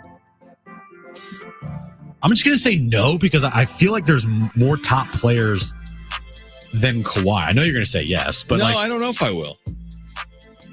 I'm just typing in best NBA players of last 10 would you years. put him? Like Would Luka, you put him ahead of KD? Giannis? I mean, KD is obviously going to be. Would you put him ahead of Giannis? I mean, that's probably the conversation you're talking about. Like, are you putting him ahead of AD? Yes. Are you putting him ahead of Luka because Luka's only been around for like 1/3 of those years? Yes. Yeah, so he might finish in that like 5 category based on what you just said, because you'll put him behind LeBron, KD, Curry definitively, and then from there, is there anyone definitively you're putting him behind? Are you definitively putting him behind Dame? Yes. No. Oh no, sorry, no. Or James Harden? No. Or Joel Embiid? No, absolutely not. But I'm putting him probably behind. Well, Chris Paul's not won a championship. I think you got to win a championship to be put in this category. Kyrie? Yeah, because he's won. Kyrie's won 1. Yeah. Kawhi's won 2 and 2 Finals MVPs, and he beat and ended that Heat dynasty. That's right. And he kind of make the case, and he also kind of ended the Warriors KD dynasty as well. Mm-hmm. So you could make the case that he's like the 5th best player in that range of the last 15 years. You can make the case. You definitely can make the case. Yeah. When you think about it more. Yeah, but I think the top 5 for me: Steph, LeBron, KD, Giannis, and Kawhi. I'd be comfortable with that. That's a good team. If you go by points, most points since 2012, he would be 22nd. Yeah, Actually, but that's because of he's missed a lot of games. Pause. I forgot a very important player that we. I can't believe we forgot him. He is not ahead of Jokic. Yeah, that's fair. He is not ahead of Jokic. Jokic is in there, so that's between him and Giannis. Kawhi and Giannis, those 2 players right there, I feel like. Yeah, that's fair. Yeah, Jokic is definitely a top 5. It's Jokic, Curry, KD, LeBron, and then a toss-up for number 5 there. So anyway, he's like top 5 to 7-ish. It's pretty good. It's good. Yeah, next question. Is tonight a must-win game for the Lakers? It's pretty close. I mean, you can't lose the first 2 home games of the series, especially when you're the higher seed. Mm-hmm. They were heavily favored going into this series, and they're a team that a lot of people picked to make a run to at least the Western Conference Finals. I know Nick Wright, anytime LeBron is mentioned, Nick Wright gets to his knees. So Why? Because he loves the guy. So why would he be on his knees? Because he loves him. Put 2 and 2 together. Oh. Same thing with Colin. So, yeah, a lot of people in the media are rooting for the Lakers tonight. It's a must win for them, yeah. It's a must. It's as close as you get because you're at home. If you're on the road, you can go down 2-0. You can't go down 2-0 at home. That's a bad formula. So, yeah, I would say it's a must-win game for the Lakers tonight. You and I agree. They'll find a way to win this game tonight. Next question. You missed the Elias Diaz home run? Bro, missed the greatest moment in Elias Diaz's career. Yeah. Except for the All-Star game. Of Jack Flaherty, who had struck out like 5. Yeah, suck it, Jack Flaherty. Next question. The Rose Bowl will kick off an hour earlier this season. Are you okay with the change? Do you remember what time it kicked off in the first place, Jim? Yeah, what time do you think it kicked off, and what time do you think it'll kick off now? Kicked off at 2 p.m.? Now it kicks off at 1 p.m.? That's correct. That's like the biggest pull of your career. That would be the equivalent of you telling me the population of Czechoslovakia. 743,000. Nobody knows. I'm just saying. I thought you'd have, it's not a country anymore. I thought you were going to tell me like midnight. Midnight. I mean, you know that like the sun sets during the Rose Bowl, right? Yeah. Okay. That's the whole point of like The Rose Bowl. Yeah. That's why they play it. But living on the West Coast, it doesn't bother me. Does it bother you? Does the sunset? Living on the West Coast. No, I think you'll still get the sunset because, okay, it's going to start at 1, but it's the winter. These games take 4 hours, so it's going to be what, 4:45 Pacific. The sun is setting at 4:45 Pacific on January 1st. Yeah. So I'm okay with it. And what I like about it is the game afterwards, the Sugar Bowl, used to start like 9 o'clock Eastern. Yeah. Now it's going to start at 8 o'clock Eastern. So I just think it's better for all parties. So I'm okay with it. All good things come to an end. Okay. Next question. How many more runs does this Padre lineup score tonight? 'Cause they already got 2. I bet they score at least 2 runs. I'm going to say they put up a 5 spot tonight with this lineup. Yeah, I agree. I think they score 5 or more runs. They have 2 in 2 innings. Flaherty has been good, really good. But this is the pesky Padres. Even yesterday, they scored 4 runs with half their lineup out. Winners find solutions, John. Elias Diaz is a winner. Have you not worn that shirt yet? I told you I don't have that shirt, do I? No, I have the we don't feel pressure, we apply it from Jackson Merrill. I'm waiting to wear it until Jackson Merrill is like a Padre again. Until he plays I'm not baseball? going to like rock his shirt when he's on the IL. Probably his shirt. I guess Yeah, it is. No, it is. No, It's got his signature on it. Oh, really? He signed it for you? Yeah. Wow. I was down at the ballpark. No, it's like the replica signature. Oh. But he gets like paid because of those shirts. Oh. Yeah. Oh, okay. Oh, right. Wow. Yeah, exactly. That's cool. So listen, we said earlier that it might be hard to have a 3-3 trip because they're without all of their team and they're 1-3 so far on the trip. They don't have a team, but if they win, now you're then looking you have an at the opportunity possibility tomorrow. of it. Who's pitching tomorrow? Kyle Hart. Yeah, this is the big one, man. Pavetta. This is the big bro. one. Now that Pavetta has the lead, this is the one you got to get. Is this a must-win game? It's close. So what's close to a must win? Lakers tonight in game 2 or Padres in game 20 of 160? I think this is game 24. 4, yeah. Because 16 plus 7. It's 23. 23. So Yeah, it's the 24th 24. game. Yeah. It's not a must win. It's close. No, it's not. It's nowhere near close. I just hope. I'm just hoping that they can win this game tonight. So Ben Fadden can tweet out, Padres retweet if your team still has the best record from baseball. How many followers do you think he's gained doing that? I would say dozens. More than that. Maybe like a couple hundred. More than that. Not a couple hundred, but he's gotten a boatload of retweets and likes. Which is so the game. Shocked you haven't done it. Well, have you thought about it? No, I have never thought about it. No, I know a tweet looking for engagement when I see it. Okay, it's so true. Dude. I know the bait. I know what it looks like. It's so and true. That is bait, my friend. All right.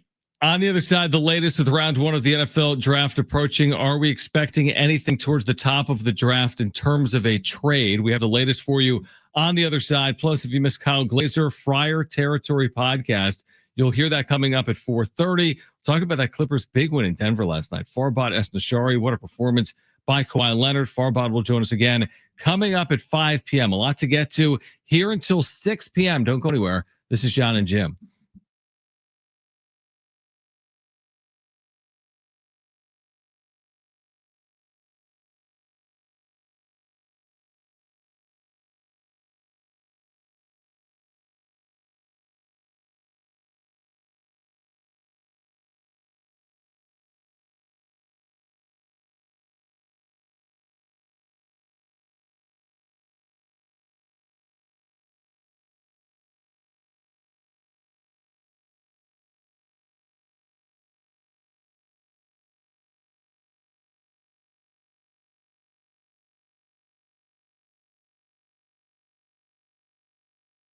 All right, hey guys, it is John and Jim again for the all-new Humboldt Casino and Resort, the Players Place. And this and every Monday in April, you've got a chance to win big, smashing Easter eggs every Monday in April. 10 winners every hour, 7, 8, 9 p.m. Your odds are better than ever. Earn entries all month, and you can get 2 times entries on Wednesdays, $500 cash for all winners, and a chance to win up to $25,000 cash. It's a promotion you're not going to want to miss. And join Humboldt Casino right now at Loft 94 for Sunset Trivia every Tuesday from 8 p.m. to 10 p.m. and compete for prizes at your favorite casino. Plus, enjoy 50% off classic sushi, nigiri, hand rolls, and any of their featured ramen bowls every Tuesday through Thursday. Now through May 23rd, exclusions do apply. That sounds incredible. Also tonight, $30,000 hot seats. That's every Tuesday from 5 to 10 Every Tuesday, you've got a chance to win $1,000 free play every 10 minutes. Play slots or table games to qualify. The all-new Jamul Casino and Resort, the Players Place.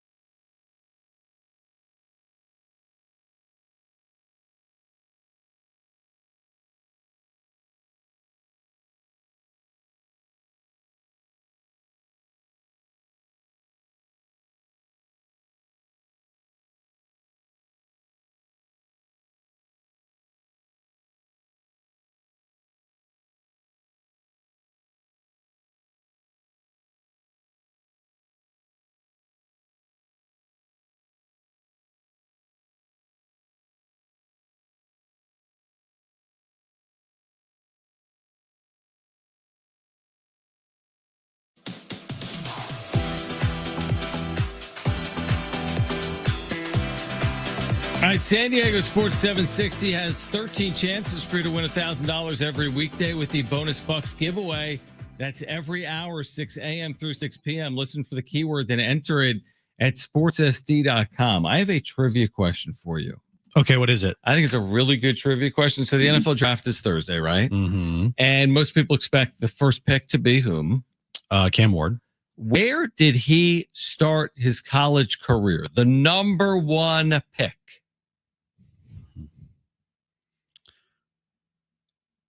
I don't know. You have no shot. Oh, was he at a JUCO? He was at an FCS. Okay. That you haven't even heard of.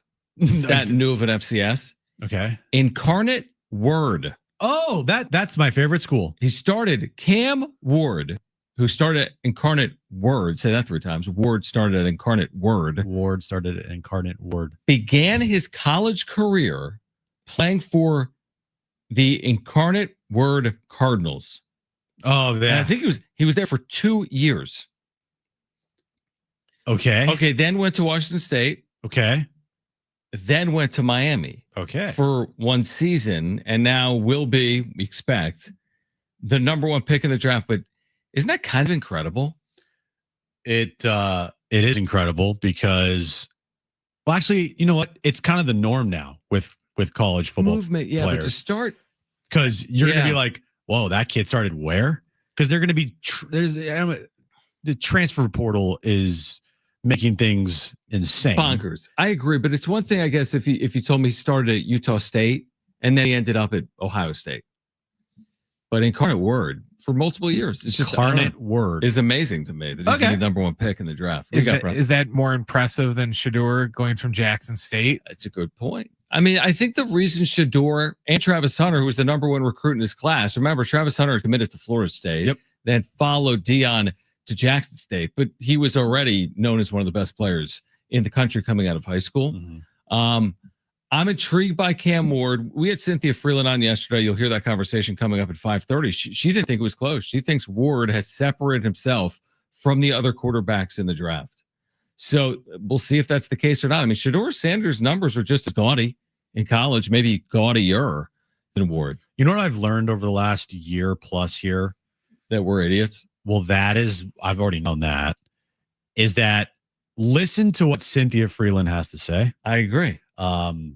More often than not, she nails her picks, her takes, and her analysis. Like, she's pretty spot on with a lot of this stuff. So if she tells me, like, without hesitation, that Travis Hunter is the best player in the draft, I'm going to tend to lean towards that. She did say that. If she tells me that Shador Sanders, is the second best quarterback in the draft, or instead of behind Cam Ward, I'll listen to that. And what did she say? Shador had kind of lined up in the neighborhood of Bo Nix, or did she say about Cam Ward slightly better than Bo Nix in terms of like his? I think it was grade coming out, wasn't it? I think it was Ward. Was it Cam Ward? Yeah, I think it was. So she basically wasn't saying that there's like this absurd high ceiling quarterback in the class. I think is what she was saying. No, this is not a quarterback draft class per se. Like, you're not going to get 5 quarterbacks drafted in the top 10. Correct. So you might have 2 in the top 3. Yeah. Okay. I think you got at least to have a fun draft. You need at least a couple quarterbacks going to the top 10, right? You can't have all offensive linemen going and defensive linemen in the first 10 And picks. there have been drafts like that where all offensive linemen, defensive linemen go in the top 10. It's not the sexiest type of draft, and you're not seeing many like wide receivers. But look, you got Ashton Genty. He'll be drafted in the first round. You got Shador and Cam Ward. They're going in the first round. You also got, who's the wide receiver from Arizona? Yeah, McMillan. He's going to be probably drafted in the first round as well. A couple tight ends. Tyler Warren for sure will be drafted in the first round. Superstar edge rusher and Abdul Carter. He'll be drafted there. And so you got some flashy names to look out for in the first round for sure this year. Yeah. For some reason, I thought McMillan. Yeah, he did. The first ever game at Snapdragon Stadium, you were there? That. Yeah, he was incredible. No, you're thinking of Jacob Cowing. Oh, it was incredible, but he played in that game. He must have been a freshman. He had 3 catches, 53 yards, and a touchdown. The other kid was unbelievable in that game. Jacob Cowing, now 49er. Yeah, they've had some weapons and receivers. But yeah, the first ever game when it was 100 degrees at Snapdragon. 150 degrees. McMillan played in that game for the Arizona Wildcats. Yeah, I'm intrigued by listen, every year the draft comes around, and I think you get excited for it, right? If you're what I've always loved about it is, to me, it's the soap opera, the continuation from college football to the NFL. If you're a fan of college football, you follow along. If you're a fan of the NFL, you're learning about college players. Maybe you don't watch on Saturdays. That's what I love, how they intersect. It's like you play college football 25 and then you play Madden 25. Like, they intersect with each other. That's what I've always loved about the NFL draft. And the NFL draft, every fan of every team is like, oh, we just got our next X player, right? The Jets fans for years in New York, when the draft was always in New York, right? Fireman Ed. If your team sucks, the draft is like your Super Bowl. Cleveland Jets, historically, like this is the biggest night of the year for the bad teams, because it shapes up potentially it shapes up the future of your favorite team. Like, for me, 49ers, this draft coming up is such an important draft for them.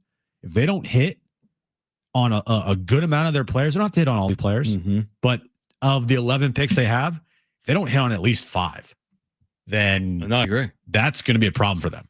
You can't whiff as much as the 49ers have whiffed and expect to continue to be a good football team, because guys are getting older and Purdy's going to be paid a lot of money here soon. So you need your draft picks to hit.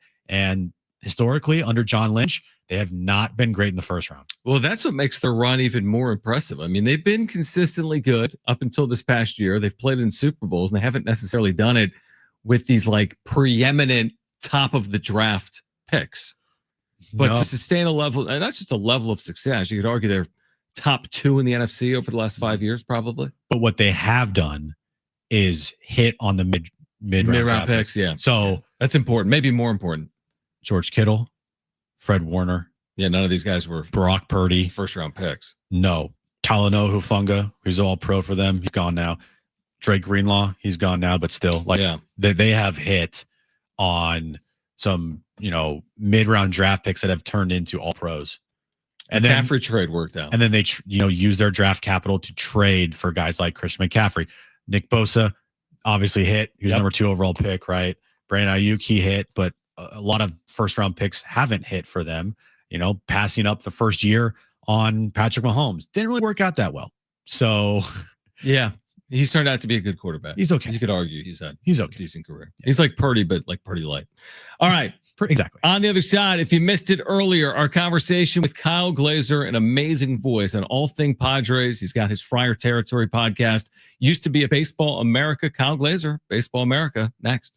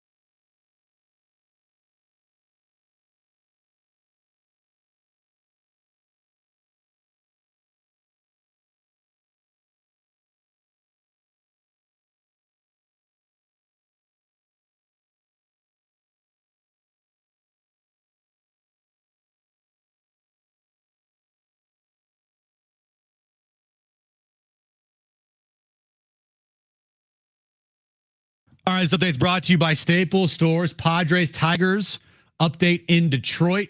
Padres leading the Tigers 2-0, bottom of the third inning, thanks to an Elias Diaz 2-run home run.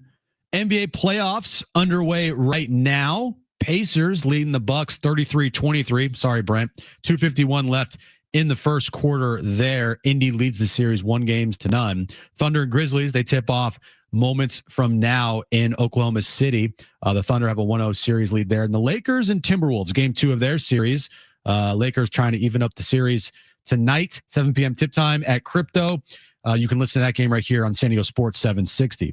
Your local Staples has hot deals and super low prices throughout the store on everything for your business. And right now at Staples, save up to $250 off your print order. Exclusions do apply. Visit staples.com/print for details. And June 14th, plus save even more with the Easy Rewards program at Staples.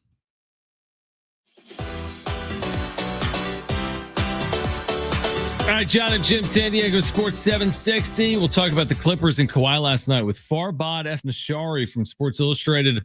He'll join us at 5. More in the NFL draft coming up with Cynthia Freeland from the NFL Network at 5:30. But if you missed it earlier, Kyle Glazer has been with us over all of the years of John and Jim. He's been with us, who knows, a couple dozen times over the years on John and Jim, and back with us from his Friar Territory podcast. We started the conversation asking if the Padres could overcome all these injuries. They're extremely concerning. When you look at it, once Mason McCoy makes his debut later today for the Padres will have used 18 different position players already this season. The only teams that have used that many are the White Sox and the Marlins, teams who are just terrible and have players up and down the shuttle. So the Padres are really, really, really having to juggle guys right now at a rate unlike any other competitive team in Major League Baseball.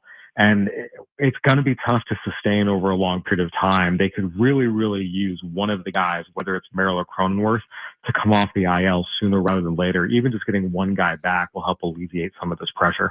And we were just talking about this, Kyle. You know, when the team is fully healthy, Xander's probably hitting, 6th in this lineup. You're not asking him to be an all-star. Obviously, he's getting paid like an all-star, but you're not asking him to be an all-star level player. But now with so many injuries, he's vaulted up into a position in the lineup, cleanup spot where, he's expected to produce. He has no home runs on the year. He has only 5 RBI. Yeah, he has 8 doubles. But, I've watched every game that Xander has played in a Padres uniform. And this year, he's just, for whatever reason, the guy's like allergic to driving in runs.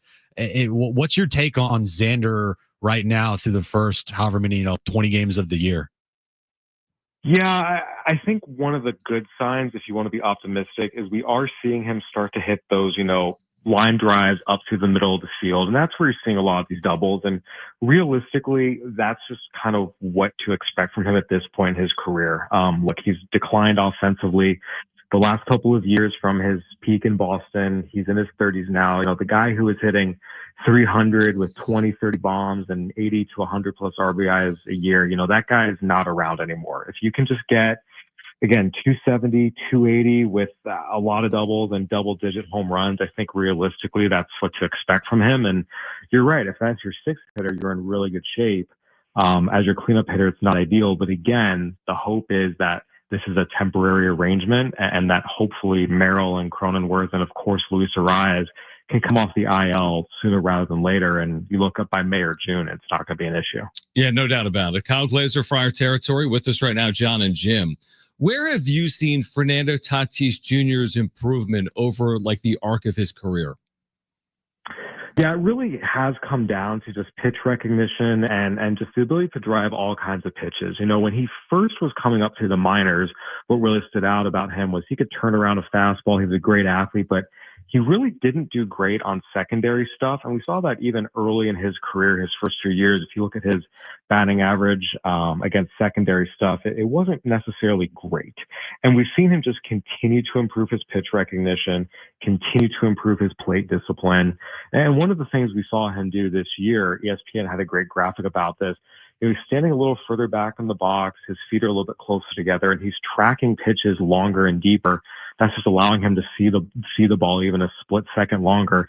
That makes a big difference. And that's where we're seeing, he's cut his strikeout rate by 10%. He's driving all kinds of pitches. I think it really just kind of is that ability to drive any and all kind of offering from any kind of pitcher in any location of the plate. That's been something that's developed over multiple years. Yeah, he's been fantastic to the start of this season. With injuries, it's opportunities for other guys to step up. I would argue that Tirso Ornelas and Oscar Gonzalez, to me, are upgrades in the outfield over a guy like Jason Hayward. So would you agree with that? To a point, look, Oscar Gonzalez is certainly a more impactful and better hitter at this point in his career. Dating back to his days in Cleveland as a prospect, the thing with Oscar Gonzalez is he's so aggressive. He's prone to getting into ruts where he strikes out a ton. We saw that in Cleveland last year. He also will do some boneheaded things. We saw him overrun that ground ball in Sacramento a few weeks ago. Jason Hayward, it's not great offensively, but he provides you steady defense. There's some consistency of the at-bats. Gonzalez, it's a little more up and down. You're not quite sure what you're going to get any given day, but when it's good, it's really good. Tirso Ornelas, you just give him credit for how much he's grown and developed over the years. Realistically, most evaluators still see him as kind of a bench guy, not someone you want playing every day because he'll get overexposed a little bit, especially against higher velocity pitchers. He's just a bigger guy and his swing can get long and slow at times. But, you put him in the right matchups, he'll give you some left-handed power off the bench, and he's adequate in both corners. He's not great, but he's adequate. So I'd say there's value for both guys. I will say between Hayward, Gonzalez, and Tirso Ornelas, the truth is none of those three are guys you really want starting for you if you're a playoff caliber team, and the Padres could use an upgrade in the corners at some point during the season. That's really good insight. Kyle Glazer with us, Friar Territory, with us right now on John and Jim. I'm curious, Kyle, because you've spent a lot of time covering minor league baseball. And I want to say maybe Ethan Salas right now is the youngest player in Double-A, and the sample size is so incredibly small in the minors right now for Salas, either career or this year. I think he's played 10 games this year, and he's hitting sub 200. So my question for you, is there any reason to either even react or even overreact to Ethan Salas's lack of production offensively, whether it be for 10 games this year or for what he's done as this young player in his career? The reaction is, and I've said this for years, back to when he was at Lake Elsinore and I was at Baseball America. Mm-hmm. The concern is that the Padres have rushed him to levels he's just not physically ready to compete at. And that has started to affect his development. When he was at Lake Elsinore back in 2023, he debuted as a 16-year-old and then turned 17 a few days later. He needed to stay there. The Padres promoted him out of there. He'd really just had one good month. Physically, he just had so much development ahead of him. They moved him up to Fort Wayne and then again to Double-A, which was, frankly, I thought just malpractice. He was nowhere near ready for that. Sending him to Fort Wayne last year to deal with the freezing cold when he was still 18. He really needs to go back to Elsinore last year, not Fort Wayne. And right now he's at Double-A. He really needs to go back to Fort Wayne because he didn't do very well there last year. The Padres have consistently pushed him up levels that he's not ready to be at. And really every year of his career, he's been put at a level when he needs to be a level lower. Again, this is still an 18-year-old. He's 19 now. Well, it's his age 19 season. He's still 18 years old in Double-A. He's just not physically ready to compete against the guys he's facing, and he needs to be given time against more age-appropriate players. Interesting. The other top prospect in this organization, Leo DeVries, he's hitting, I believe, 217 this year. Averages are averages in the minors, and he's such a young player as well. Do you feel the same way about him, or what's your thoughts on Leo DeVries and his development so far? Yeah, I'll say with him in general, it's always a good idea to completely throw out the first 6 weeks of stats in the Midwest League just because it's so cold up there. Mm-hmm. Could he have used more time in Lake Elsinore? Did they push him a little fast? I do think so, but he's getting a little more physical. I can see the argument for putting him in Fort Wayne. It's still an aggressive move, and I would say wait until the weather warms up. Again, the first 6 weeks in the Midwest League, everyone is half frozen. I really caution against looking too much into stats really up through about Memorial Day up there.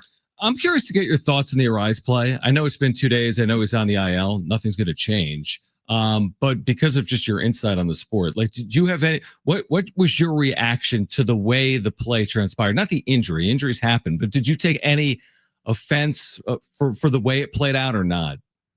Oh gosh, no. Yeah. I mean, that's just a bang play. Yep. Things are moving quickly. No one did anything wrong. There's nothing dirty. Just look, this is sports. Collisions happen. Unfortunate incidents happen. I mean, Mauricio Dubon and the Astros were very, very concerned. This is just, these things happen so quickly and it's unfortunate. But no, there's nothing dirty whatsoever. It happens, unfortunate. And now I think it just holds that Luis Arias, can heal up independent of, what he means to the Padres, which is a ton. This is one of the top 20 or so hitters in all of baseball. He's the best pure hitter in all of baseball. And I say, what he does combined, I think he's a top 20 offensive player in baseball, just given his skill set. But just for his quality of life and well-being, it's a very scary moment. So you just want him to heal up and get ready. But yeah, there's nothing wrong with that play whatsoever from any angle. We said the exact same thing, and there was so much interaction and chatter on it, which makes sense. It's social media. The game's nationally televised. It was a collision. We get the reaction, but we said the exact same thing. Kyle, always appreciate the insight. We appreciate you hopping on. Continued successes with Friar Territory, and we'll do it again soon. Sounds good. Thanks for having me, guys. All right, Jim, on cue with the Leo DeVries question. Dude, he's at what? 2 home runs today? And a double, I think. Maybe the weather's warm there. Yeah, he's over 2 times the top position prospect, right? Or top prospect. All right, well, 2 home runs today in single life for DeVries. Is that We're gonna good? it's very good. We'll talk to Farbod Esteshari from Sports Illustrated at 5 p.m. on the Clippers, who get that win last night in Denver. On the other side, we'll give away a 4-pack of tickets to watch the San Diego Mojo. This will be May 3rd at Viejas, San Diego's Major League Volleyball team, plus Cynthia Freeland, NFL Network at 5:30. This is John and Jim.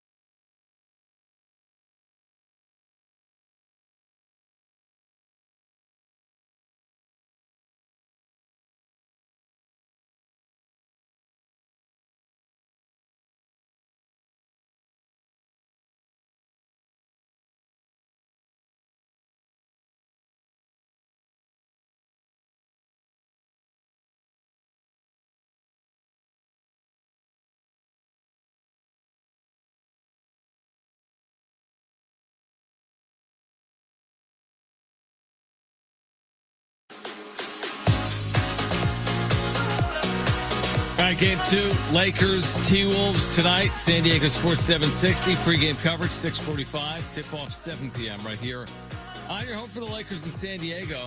San Diego Sports 760. My sheet just dropped on the floor.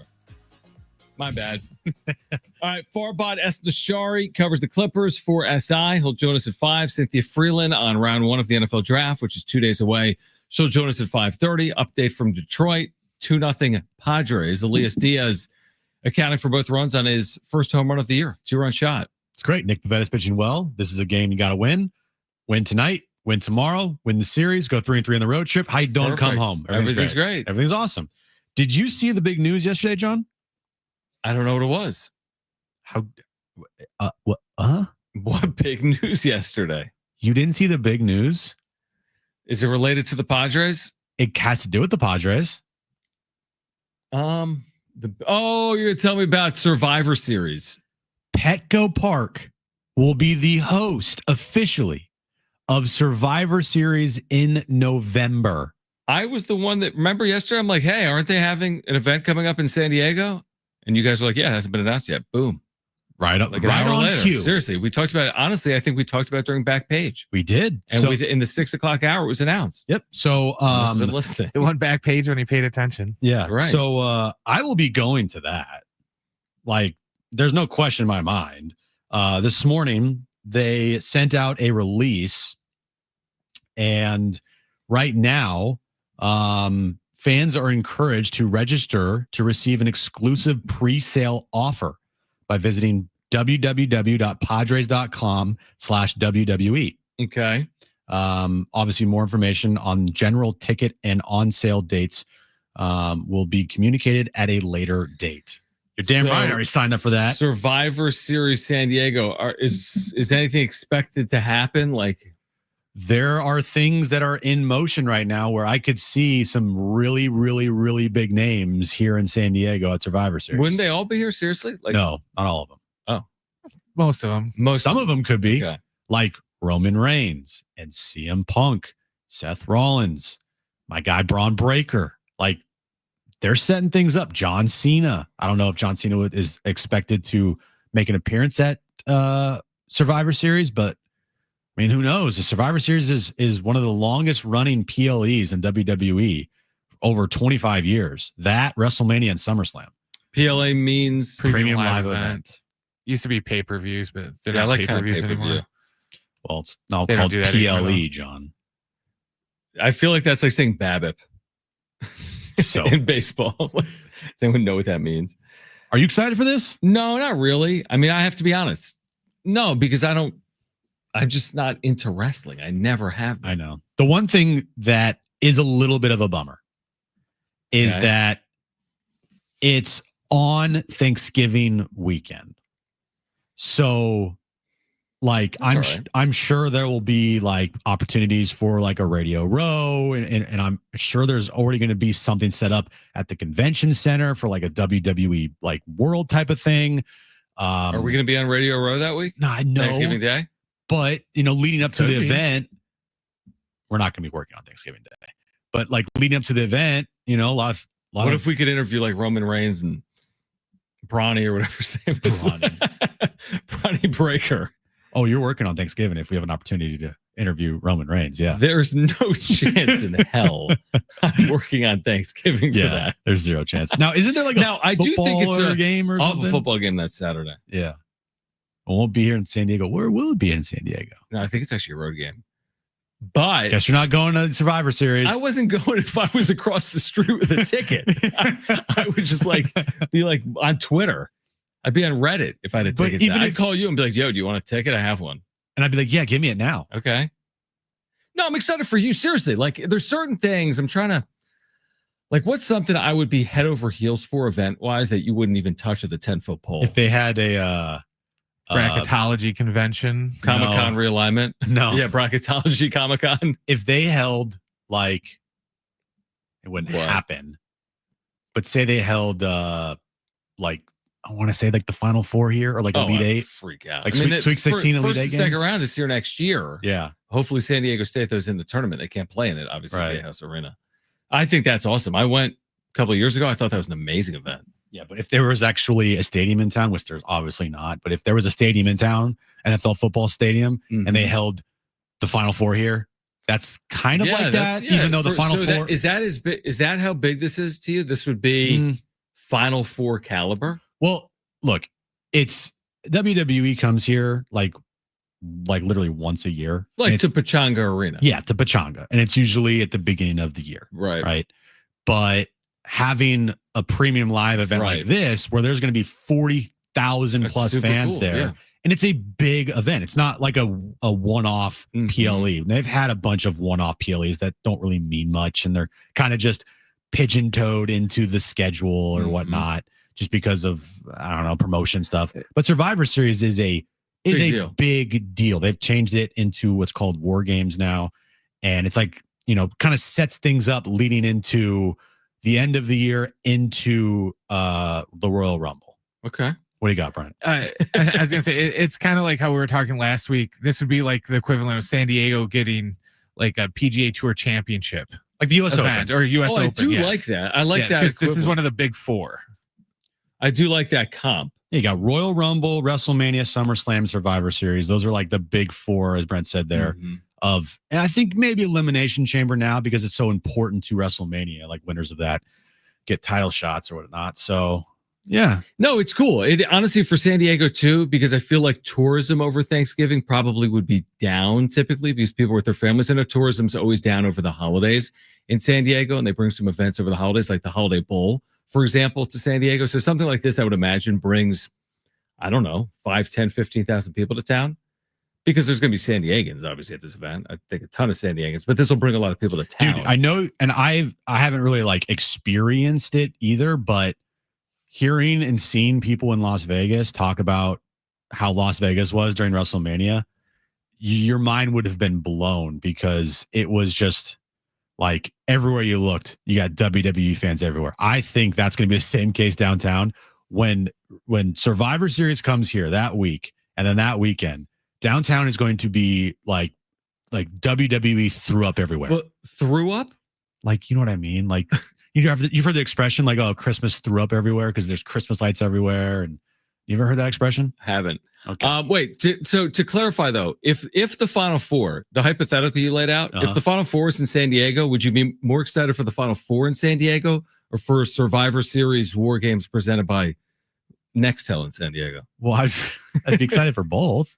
Okay, but if you could only go to one, you have a golden ticket. It's an enlarged ticket. You could sit anywhere you want for either of the events. Anywhere I want. Anywhere you want. Survivor Series, The World Is Ending, or Final Four 2027 has come to San Diego. Yep. Which event are you choosing and why? Do we know who's in the Final Four? We don't. Because we don't know who's in Survivor Series. I'm choosing WWE. I'm done with this show.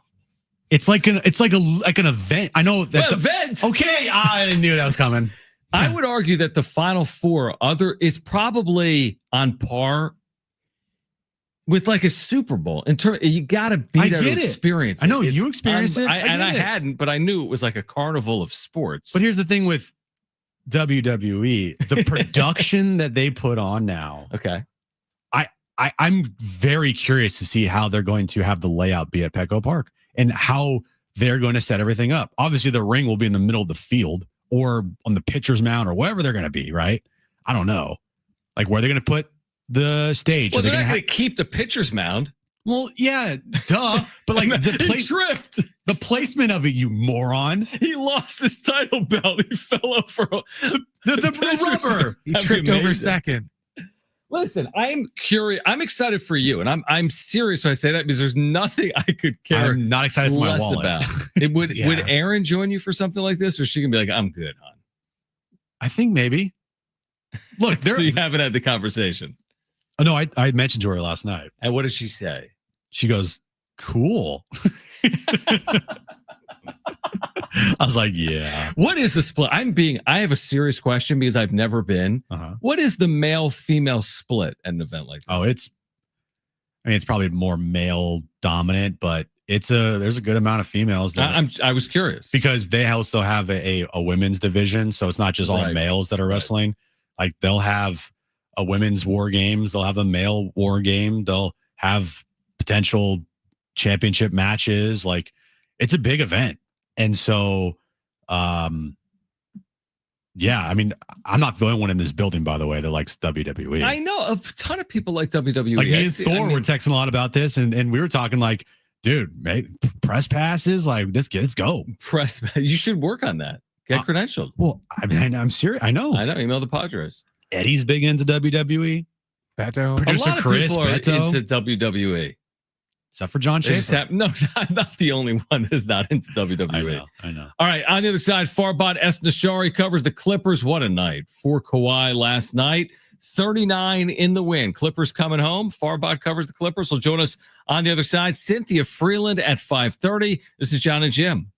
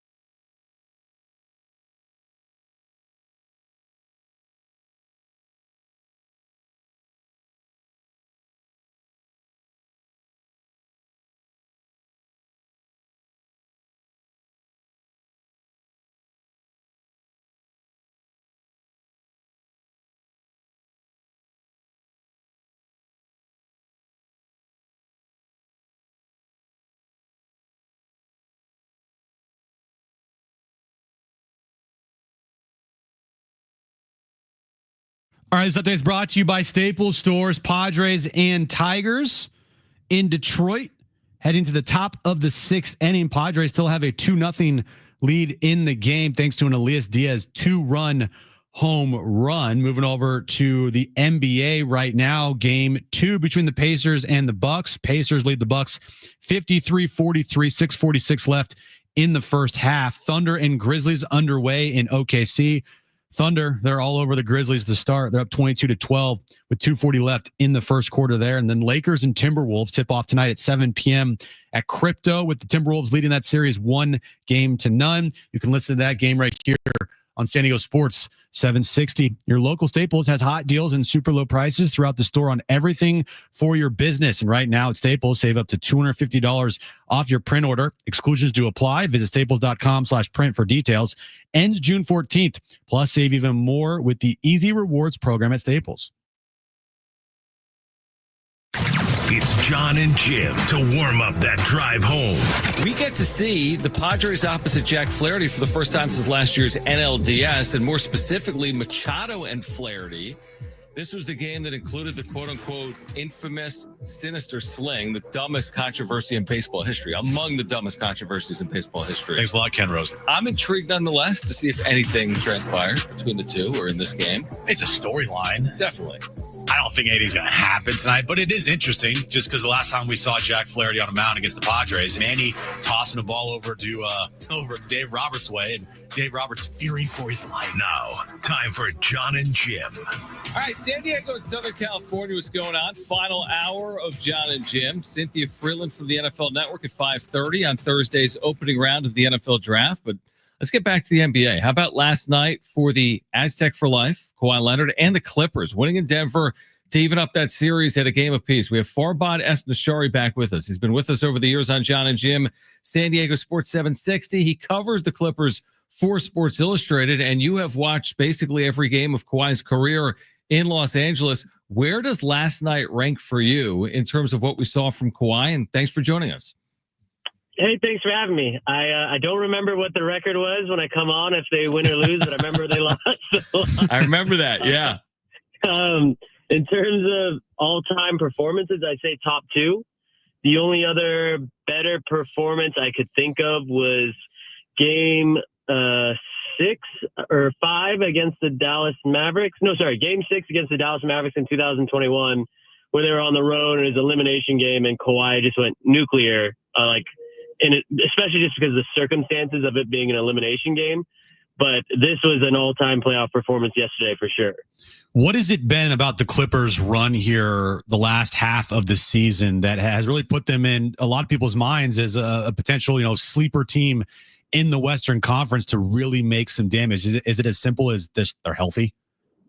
I think it's as simple as healthy, but it's also they had a lot of guys that people underestimated. I mean, nobody thought at the start of the season Norman Powell would be in all-star contention, averaging over 20 points a game.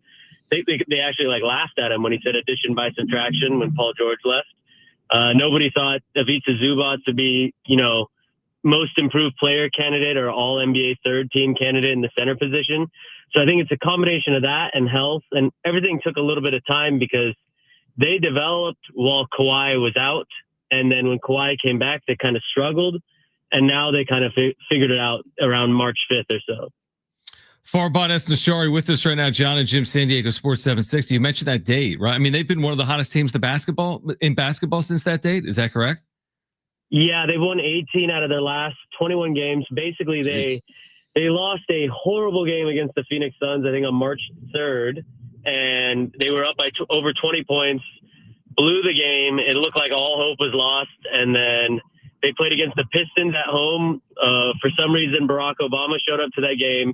Harden dropped 50 points, and they basically have never lost since that game. All right, so again, 18-3 in their last 21. Now that the series shifts to Los Angeles, I mean, how do you look at this? I mean, they've stolen home court. Are they a clear favorite at this point, or do you expect this thing to go longer than 6 games? How do you see it? They should be a clear favorite. I mean, they're 30-11 at home. They started the season 0-4 at home. So essentially, after starting the season 0-4, they went 30-7 at home. But you can't let that get into your head, because then you'll think, oh, we're going home. We're good at home. We can take these guys. And if there's one thing you've seen on this series, you could argue that the Clippers should be up 2-0, but they had 20 turnovers with the majority of them unforced in game one. So it doesn't matter if you're better. At some point, it's going to be about who's hustling for the ball more and who's just executing the game plan better. And in game one, the Nuggets clearly wanted the ball more, and they scrapped for every 50-50 ball, and that's why they won. So I think it's too tight of a series to declare anything like that. How much credit does Ty Lue get, in your opinion, for the job he has done with the Clippers this year? I think he gets a lot of credit because these guys could have folded. I mean, they were predicted to be 13th in the West, to be like a lottery feed team for the Thunder. And he figured out a way to keep them all motivated. And I mean, you've seen in this league this season, a lot of long tenured coaches kind of just got fired on the spot because it looked like they lost their team. Like Denver had lost 4 straight. Memphis just hasn't looked good at all since the All-Star break, and guys are getting fired. And Ty's managed to keep guys motivated, which is not only a credit to him, but to Jeff Van Gundy and the rest of the coaching staff as well. Farbod Esnashari with us right now, John and Jim, San Diego Sports 760. So forever the Clippers were in the Lakers' shadow in that building, right? At Staples. Now they build their own at Intuit Dome. Like you said, it's become this really good home court advantage with the 30-11 record overall. Also, the free throw disparity has been striking, right? They build that wall, so to speak, with the fan support, and that's really impacted NBA games, hasn't it? Yeah, I can't remember the exact stat. They were either had like the best percentage at like lowering people's free throw percentages at home, or maybe the top 2. But I remember it was very, very up there. It'll be really fascinating to see how the playoff game goes, because like when the season started, they were having a bit of a struggle filling out the arena because I think people just, they didn't want to go to Inglewood to watch a game or whatever the reason was. But in the latter half of the season, it's been really full and really good atmosphere. So I honestly wasn't sure if these guys were even going to get a playoff game this year, and I think a lot of people weren't sure. So it's going to be really fascinating to see just how loud and how rowdy they can get, because I don't know if you guys have been there, but they try to make it as much of like a college atmosphere as possible. There's no TVs in the hallways. There's no TVs in the main part of the suite. Like, they want you in the seat every time. Yeah, no, it's definitely on the list of things to do, because it just seems like it is. It's so technology innovative, and everything that you said there. Like, yeah, it's definitely a must go to arena. James Harden, post All-Star break, he's been fantastic for this Clipper team. Last year, maybe it had to do with Paul George and the dynamic didn't work, but this year it feels like James Harden has turned back the clock a little bit. How important has he been to this team, and how important is he going to be here for the Clippers run in the postseason? I mean, they wouldn't be anywhere where they are right now without him. Even though he struggled shooting, before the All-Star break, just the gravity he had on the court and the leadership was massive. Like, I was talking to a lot of players, off the record at the start of the season, and they were talking about how fun it's been and how much James will try to take care of guys. I mean, he gave everybody a pair of Hardens, I remember, and it kind of stirred other people to do other things. Like Norman Powell gifted everybody clothes from his clothing brand. So the guys are really tight in a way that I feel like wasn't always the case, just because everybody was like too chill. It was just kind of like, oh, we lost. Cool. See you guys tomorrow. Yeah. But Harden, like, it seems like he takes a lot of pride in kind of being that glue for a lot of people. And I think he probably took a lot of offense to how things ended last season, not ended, but the course of last season, where he called himself the system and everybody was making fun of him. And all the 76ers fans are like, good luck. Like, he's no good anymore, and yada, yada, yada.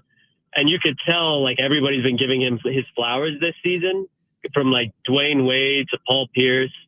So it seems like it's part of a bigger thing for that to Harden, but I think he'd be too cool to admit that. He would never want to admit that he has that chip on his shoulder. That's interesting. Farbod Esnashari with us, John and Jim, San Diego Sports 760 from Sports Illustrated, talking about this Clippers Nuggets series. So they take back home court, and we'll see how this series goes. But if they do survive this series, how would they match up with Oklahoma City? I was actually just talking to my neighbor about that, because I was like, I honestly don't know how that series is going to go because, they've lost. They got swept by OKC this season, but, every game was relatively close except for one.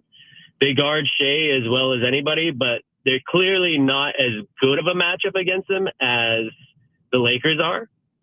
So I think if they were to go against OKC, at the end of the day, it would be an upset if they were to win, because for OKC, it's finals or bust. If that team loses before the finals, being almost a 70-win team, that's a catastrophic season in my eyes, especially after last season. So you have to expect the Thunder to be the favorite, but the Clippers should match up well defensively. Where what will get tricky is Isaiah Hartenstein and Chet being two amazing centers. The backup big position is going to be a problem for the Clippers for sure. I don't know how Nico Batum will handle it. Again, if the Clippers can survive the Nuggets and move on, they would likely. I mean, we saw game one. And Thunder are leading the Grizzlies right now 40-24 in the second quarter there. So. Maybe the Grizzlies are a second half of the series. It was like a 5-point game when you guys called. Wow. Yeah. No, so Thunder are going to be obviously in the Western Conference semifinals. Farbod, always appreciate it, man. Thank you for hopping on here in San Diego. Hopefully we can do it again. Yeah, hopefully we break the jinx and they win on Thursday. Right, exactly. Otherwise, sorry. Yeah, it's our fault. Thanks, Farbod. Farbod Esnashari, Sports Illustrated. Yeah, the Clippers are going to lose in 5, but it was a nice game too. It's true. When he joined us, whenever that was, a couple of years ago, he probably was with us 5-6 times in a postseason run. Yeah. And they lost those 5 or 6 games. Like they'd win, we'd have them on, they'd lose. They'd win, we'd have them on, they'd lose. So yeah, they're going to. I just hope I hope Clippers fans out there, if they're listening, it's not our fault. No, it's not our fault. No, it's Farbod's fault. It's Farbod's fault. Absolutely. Has nothing to do with us. Yeah. Exactly. Nope. Nothing to do with us. Cynthia Freeland, NFL Network at 5:30. We'll have an update from Comerica on the other side. Nick Pivetta has been unbelievable. They jinx it. I was going to say tonight as a Padre. He's been unbelievable as a Padre. There's been maybe one outing, and that was in Chicago where he was like kind of okay. Right. But it wasn't a awful start for him. He just threw a lot of pitches. Right. But tonight, at last check, Padres lead, right? Yeah, 2-0 through 6 in Detroit. So an update there from Detroit on the other side. Cynthia Freeland, NFL Network, 2 days out from the first round of the NFL draft. And you can hear a portion of that right here during John and Jim on San Diego Sports 760. Jim's back page is coming up as well. Stay with us, John and Jim.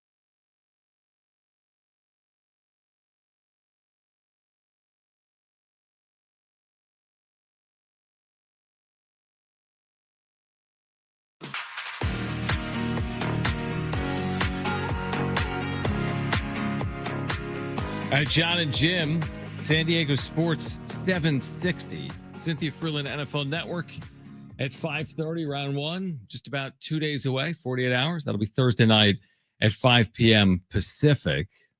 Padres trying to even up the series in Detroit tonight. They do have that seventh inning lead that we were discussing behind Nick Pivetta. It's 2-0 San Diego. Padres have lost 3 of 4 on the trip, 4 of their last 6, needing a win to maintain at least a share of the best record in baseball. And if they do win, 17-7, if they do hold on here tonight. I'm just hoping they win so Fadden has an opportunity to tweet out his bit. Right. No, for no other reason. Not for Padres fans, not for the team, not for the city. Just so Fadden can get some cheap likes and cheap retweets. Oh, he's got that tweet standing by. I know the game, okay? I know how it's played.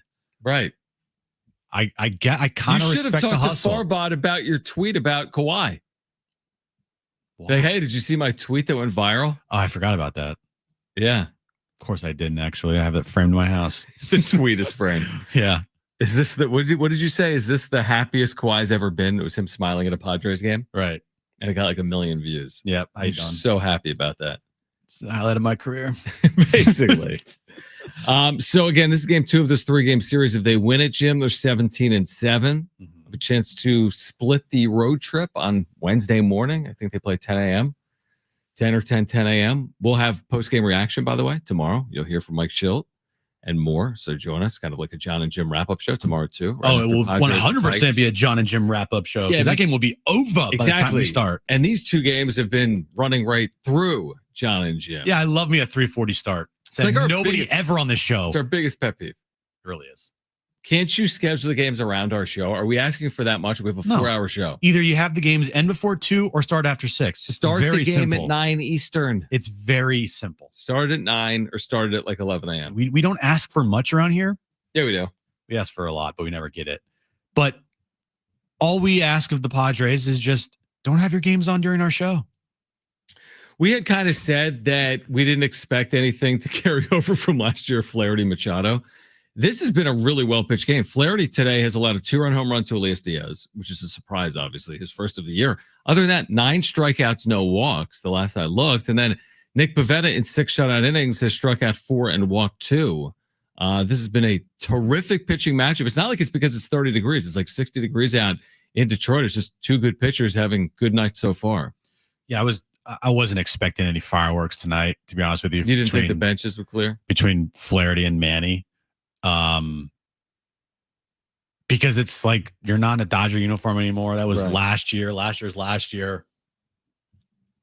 I just didn't expect much. It was a fun talking point before the game, though. Yes. It's probably the only time we'll have that talking point this year because I'm not expecting a lot of Tigers Padres games moving forward this year. Do they play each other again? Probably not. No, it's just the AL is one series, maybe other than Seattle. Other than Seattle, because the Vetter Cup. Yeah, the Vetter Cup. The big Vetter Cup coming to San Diego. Right. Well, that series in Seattle and then here. Can I give you a funny story that would probably be in your back page, but I'm going to read it to you anyway? Sure. Ruin my back page. Go for it. I doubt you would have this. I could have shared it with you, but you probably already have back pages or stories. Some Orioles fans were mistakenly charged $8,999 by Masson. What? It was supposed to be $89.99, but by mistake they were charged $8,999 to watch the Orioles on Masson Plus. That's a crime. Well, I'm sure they were refunded. Can you imagine you open your credit card statement or you go to your credit card online? You're like, oh, normally it's $2,000 a month. And you pull it up. Oh, there's a $9,000 expense from the Orioles. To watch the Orioles, they don't even spend $9,000 on their roster. No. I would lose. Yeah, like my you know, mind. Padres.com or whatever, Padres.tv is $19.99 a month or $99.99. If they charge us $9,999 to watch the Padres, even if it was a mistake for a day, I would lose my mind. Well, first, I don't have $9,999 in my credit. Yeah, but still, it shows up. It's going to show like minus $9,999. Oh my gosh. You know what's a scary feeling? Not just that, having some crazy bill on your credit card. What's scary is when you overdraw from your bank account in general. Well, I don't do that. You've never done it? I probably have before. Kristen did it Monday. What? So I normally, Hartman would talk about this on the air. You know Steve Hartman? I know Jeff Steve Hartman? Hartman. Yeah, his ex-wife would like just take that money out, baby. Well, he would check every morning, like his bank account. Like that was his first thing he would do. Like I wake up and like I'm on like X, where some people are doing yoga or some people are making breakfast. The first thing Steve would do would look at his bank account, like how much money is in there. How much money my ex-wife spend today? Right. So I looked Monday morning for whatever reason. Yeah. And Kristen's account had $0 in it. I'm like, that's kind of odd. And then I looked into it. It was actually like negative, like $1,500. I'm like, hey, honey, like you're $1,500 short. She's like, yeah. I'm like, what do you mean, yeah? No, like we're gonna have to deal with this. You can't just be the bank can't be paying our expenses. Is she the one in the family that like doesn't really pay attention to bank statements? She does, man. She's got great credit. I don't know what's going on. Why? She was just like cool with it. And then this morning it was still at zero. I'm like, did you move from the one account to the other, the money? She's like, no, not yet. What? I'm like, we're gonna go to jail. No, you're not. We're gonna be arrested. I mean, wait, hold on. Yeah, yes, you are. You're gonna get arrested for this. Don't say that. Don't scare me. You can just shut that off. Shut what off? I could just take all the money? No, the overdraft thing, so that it's impossible for you to overdraft. Because when Brent was in his 20s and was drunk Brent, I had a problem with overdrafting at the bar pretty much every weekend. So I went to the bank and they're like, when they go, oh, do you want overdraft protect? Go, no. Say if I don't have money in the account, don't let me withdraw. Decline the sale because otherwise I'll just get into trouble. So anyway, I've been that way for 20 years. The moral of the story is don't subscribe to Masson Plus to watch the Orioles. How many exactly? Do you look at your bank statements every day or no? No, not every day, but there are times where I'm like thinking, oh, this expense is coming out, or how much money is in my account. So that's why. Do you look at your? I'm always thinking about it. Yeah. Well, yeah, I think most people are. I always think in my head, all right, I got X amount. This much money here, and I got to pay this bill, do this and that. Right. Yeah, I think most people. The one thing that I always get scared of is like a big charge coming out that I just don't know where it's from. Yeah, exactly. I think most people feel the same way. You're saying one that just shows up. The one thing I do hate though is I have like fraud protection. So you hate that? No. You wish you had more fraud. No, I'm glad I have fraud protection. But what I hate is when I get a text or a call from the bank saying, is this charge authorized? You spent $6 at CVS. And I'm like, it's $6. No, listen to me. If they call and they say, you have a charge for $4 at CVS. Yeah. But if I never went to CVS. Oh, you start freaking out? That means that my account has been compromised. And so then I gotta like cancel my card on the account, and then I gotta wait 7 days for a new card to come in the mail. That? Multiple times. Really? Yeah, multiple times that's happened to me. Never happened. Now, jinx, I'm gonna have. We're like, did you? It's like, is this an authorized payment of $49.99 from like somewhere in Kentucky? And they're like, what? Right. So then I gotta like. I gotta put my account on freeze. I have to get a new card. So would you turn down if they said, "Did you charge $8,999 to Masson for Orioles games?" You would be like, "Nah, it wasn't me." For sure. You wouldn't just accept the charge. No, watch John, all those O's games all afternoon. No one's watching that amount of O's games. Cynthia Freeland, NFL Network on round 1 of the NFL Draft. Where will Cam Ward go? What about Shador? What about Ashton Genty and Travis Hunter? All that and more with Cynthia Freeland next.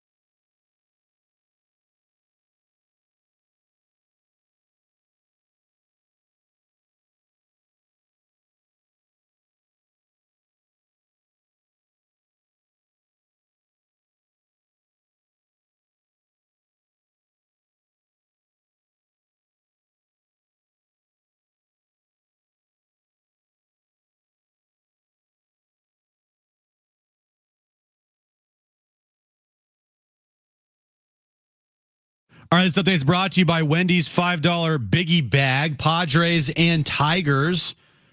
Padres have a 2-0 lead in the top of the 8th inning there. Nick Pivetta has been fantastic today. He's gone 7 innings, given up just 2 hits, striking out 6 in his outing. Moving over to NBA playoff action right now. Pacers leading the Bucks 73-60 with 11 minutes left in the third quarter. Thunder all over the Grizzlies again as they lead them 61-43 with 3:07 left in the first half. And Lakers and Timberwolves, game 2. Timberwolves lead the series 1-0. They tip off at 7 p.m. tonight. You can listen to that game right here on San Diego Sports 760. You know what's better than a limited time deal, John? An unlimited time deal, like the Wendy's $5 Biggie Bag with a junior bacon cheeseburger, 4-piece nugs, fries, and a small soft drink. Because the best time for fresh, never frozen beef and Applewood smoked bacon is all the time. Duh. For the best deal, gotta be Wendy's. U.S. price and participation may vary.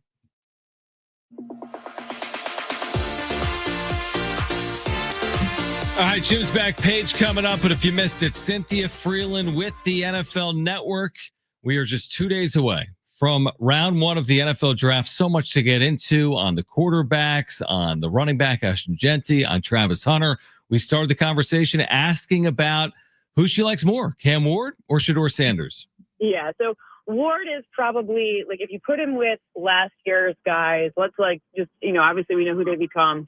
To me, he ranks a little ahead of Bo Nix, and that was only because Bo Nix, he was a real, Sean Payton saw something in Bo Nix that maybe not, 31 other clubs didn't, or at least a number of other clubs didn't. So when I'm looking at him, that's where he would rate. He's, Cam Ward is not going to make mistakes. He has a high ceiling. He's a very accurate passer. He maybe doesn't have the strongest or biggest arm, but he certainly is going to get you kind of of all of the guys in this class, to me, that's the one. It makes sense to me that the Titans would pick him. Would you be surprised if Shedeur Sanders drops here in the draft past, 5th? Yeah, I wouldn't be surprised if he drops past 5th, but I would be very surprised if he drops past the Saints at 9. Okay, so in terms of but these are the top 2. Who's the third best quarterback in this draft? I would say it's probably Jackson Dart out of Ole Miss. Yeah. The most accurate one. But I think that there could be Tyler Shuck, who happens to be very old. He's an interesting prospect as well. He's got the biggest arm. He throws the fastest one, but he has some injury history. So, and sometimes people don't like older quarterbacks. But I actually like Tyler Shuck more than most people. And Jalen Milroe, he's a very athletic guy with a ton of upside, but he's going to need to go to the right place because he's a much more raw prospect than some of these other guys. Well, what do you like and what do you not like about Shedeur Sanders? Well, Shedeur Sanders, I don't really know what his ceiling is because their O-line was so bad at Colorado that I truly don't know what it looks like when he throws from a clean pocket. He was under the most, in all of FBS, he was under the most pressure. And it's true that he didn't throw a bunch of bad throws, meaning ones that were likely to result in some version of a takeaway, et cetera. But that doesn't make me know what he's like when things are going well. So I don't have a clear picture of him, which makes it hard. I do know that he's versatile. He's elusive. He's got a lot of the traits that he's smart. He's clearly well coached and he's very confident, which are all great things. But now I don't know how that translates to a playbook that's not his dad's. He's only had one coach his whole life, effectively. And that's something we've never seen before. So it's going to be an interesting situation when he becomes a pro, and I'm excited to see how it all nets out. Yeah, I'm kind of fascinated by it as well. There's a lot of unknowns with all players that are getting drafted. I feel like there's even more with Shedeur Sanders. Cynthia Freeland from the NFL Network is with us again. The first round of the NFL draft is coming up on Thursday night. What about his teammate Travis Hunter? What type of pro does he project to be? So I have him as a corner with a little bit of wide receiver upside. Excuse me, the other way around. A wide receiver with a little bit of corner upside. So that's how I rank him. I don't think, to me, in the next level, I think it's best to have him learn wide receiver traits. And then if you have a few packages for him on the other side, great, as opposed to the other. I think he's the best player in this draft. He's the one that, for me, is most likely to be the all-pro, the gold jacket guy. I think he's an interesting, kind of generationally interesting player. To me, he's number one if you were to no position involved in the ranking system, I think he's the best player in this draft. Interesting. Okay. So you got Shedeur Sanders as the best player in the draft. No, Travis Hunter. Oh, sorry, Travis Hunter. My bad. I mixed him up there. Yeah. Travis Hunter, excuse me. But Abdul Carter, is there any concern with his pre-draft injury or what's about him doesn't make him your top player in the draft? And what do you like about, Abdul Carter here? Love a pass rusher. I love how bursty he is. I love his explosiveness. This isn't an anti-Abdul Carter take. Right. I just haven't seen it as consistently as I have from, I just think Travis Hunter's versatility makes him more interesting in the modern game. But I also think Abdul Carter did it for 1 year. Don't let the 11 and the Penn State jersey fool you. I don't think he's Micah Parsons, at least not yet. It's less about the injury to me and more about the fact that I only saw it for 1 year in school. So that, again, it just introduces more volatility into the situation, less sureness, right? Like you could take that either way. Some people don't like all the tread on the tires if someone's played more.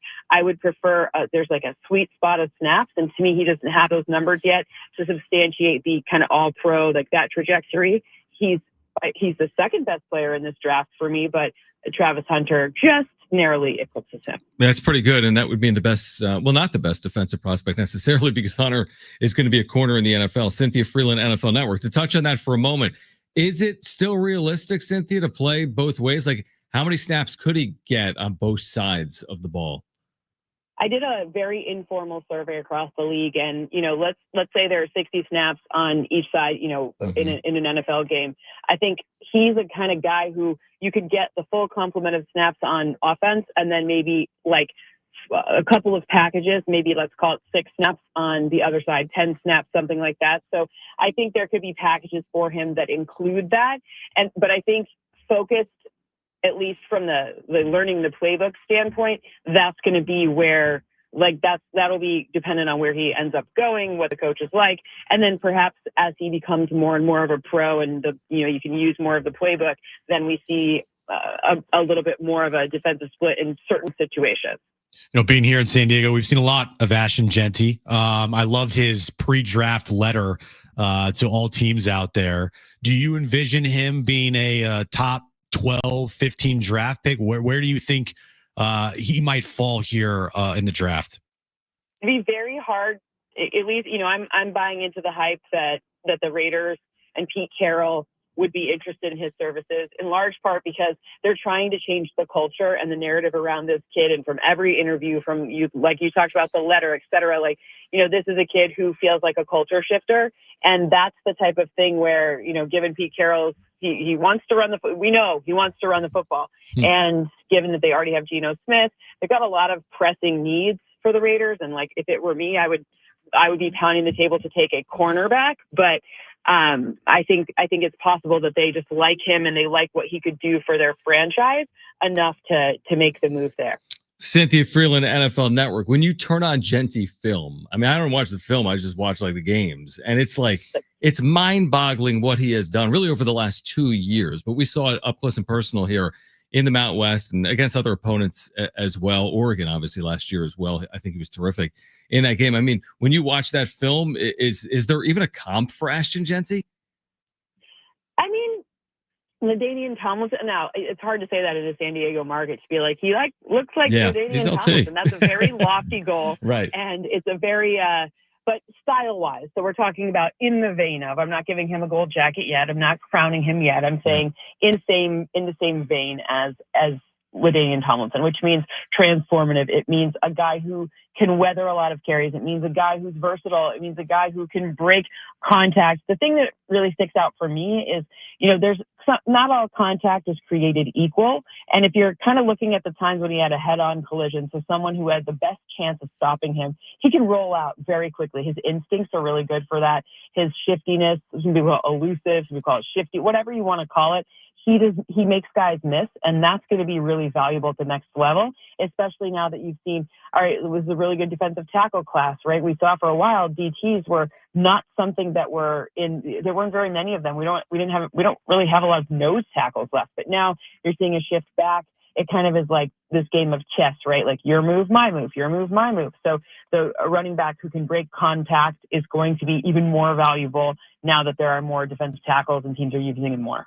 Is there a player that is expected to be drafted in the first round that not a lot of people are talking about? And I'm not saying like a sleeper or anything, because if you're drafted in the first round, you're not a sleeper. But is there a player that maybe people should talk more about that isn't being talked about enough?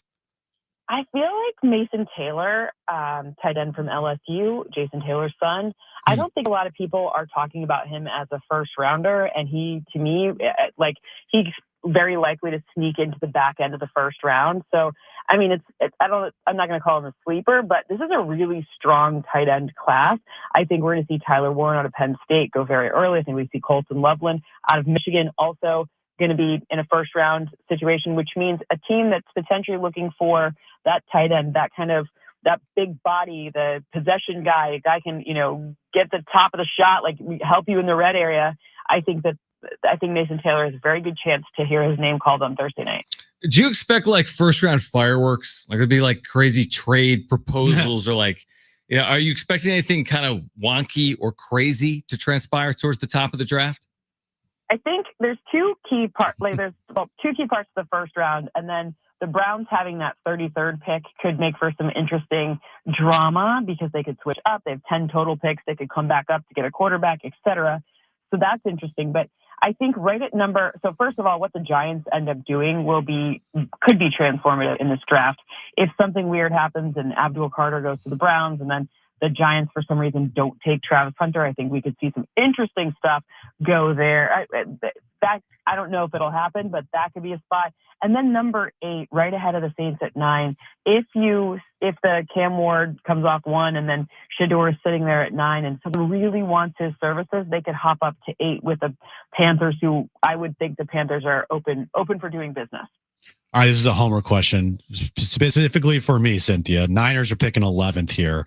They have, I believe, the most draft picks, or tied for the most picks in the draft this year. I am arguing that this draft is probably one of the most important drafts in John Lynch's career as the general manager.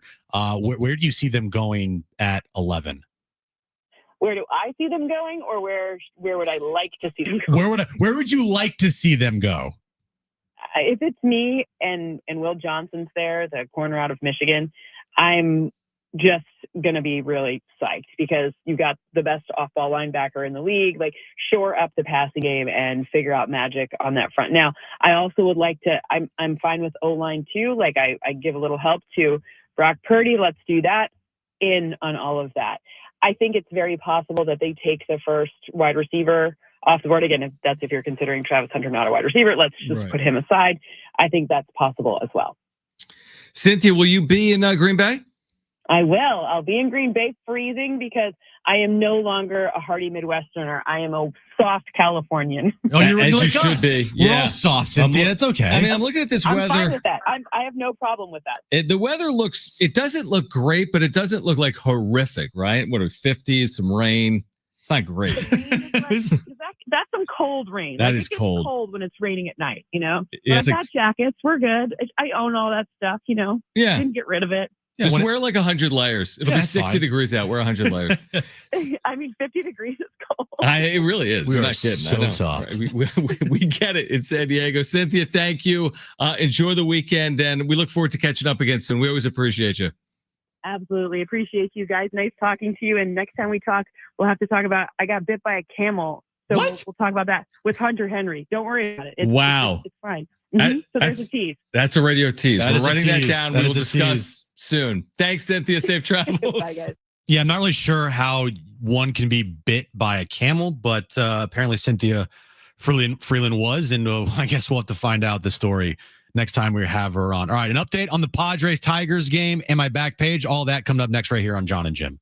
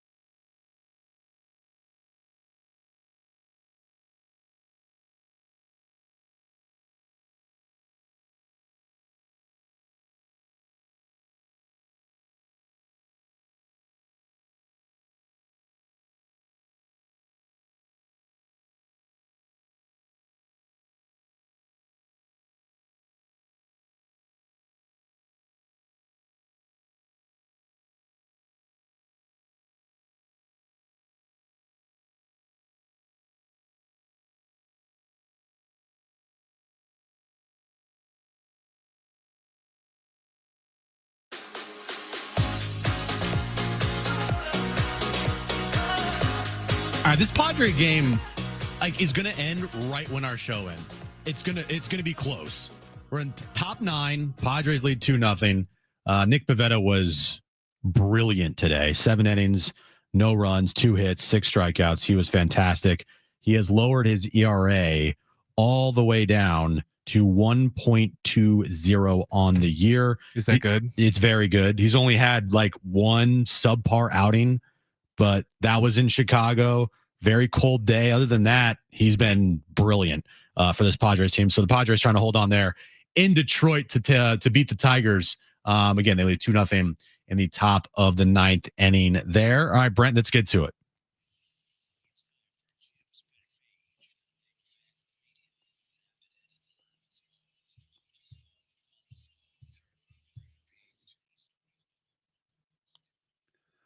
Legoland.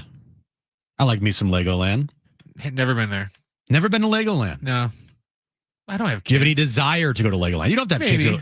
kids. I go once just to check it out. It's there are parts of Legoland that are for kids, obviously, but there are other parts where I think anybody could enjoy it, because it is like they have Star Wars Legoland where they have like an entire Star Wars built Lego area. They have San Diego Lego area. It's I'd go once just to check it out. I think it's really cool. And Legoland today announced that it's gearing up to debut a new Lego festival happening for a limited time this summer. Families, you do not want to miss Lego Festival taking place on weekends from May 3rd to June 8th at Legoland California Resort in Carlsbad. It's the first time that there will ever be a Lego festival. It will feature brick buildings, brand new shows, massive builds, exclusive Lego minifigures, music, dancing, and unique Lego experiences and more. The Lego festival is included with park admission. Obviously, children can get an exclusive Lego festival lanyard and more. So I know John has been to Legoland multiple times with Jones. And I think Legoland is a cool place. In addition to the Lego Festival, Lego World Parade returns this year after its 2024 debut. The Lego World Parade ends the day with floats, characters, and entertainers inspired by your favorite Lego themes. Park visitors can catch the parade from June 21st to June 30th, July 1st through July 31st, and August 1st through August 9th. Do they just like play Everything Is Awesome on a loop the whole time they're at the park? Probably. I mean, I would milk the hell out of the Lego movie there. Wayne Gretzky. Yeah, I've heard of him. He's pretty good. So Alexander Ovechkin broke his record, his goal scoring record. The jersey worn by Wayne Gretzky when he scored his 892nd goal sold at an auction.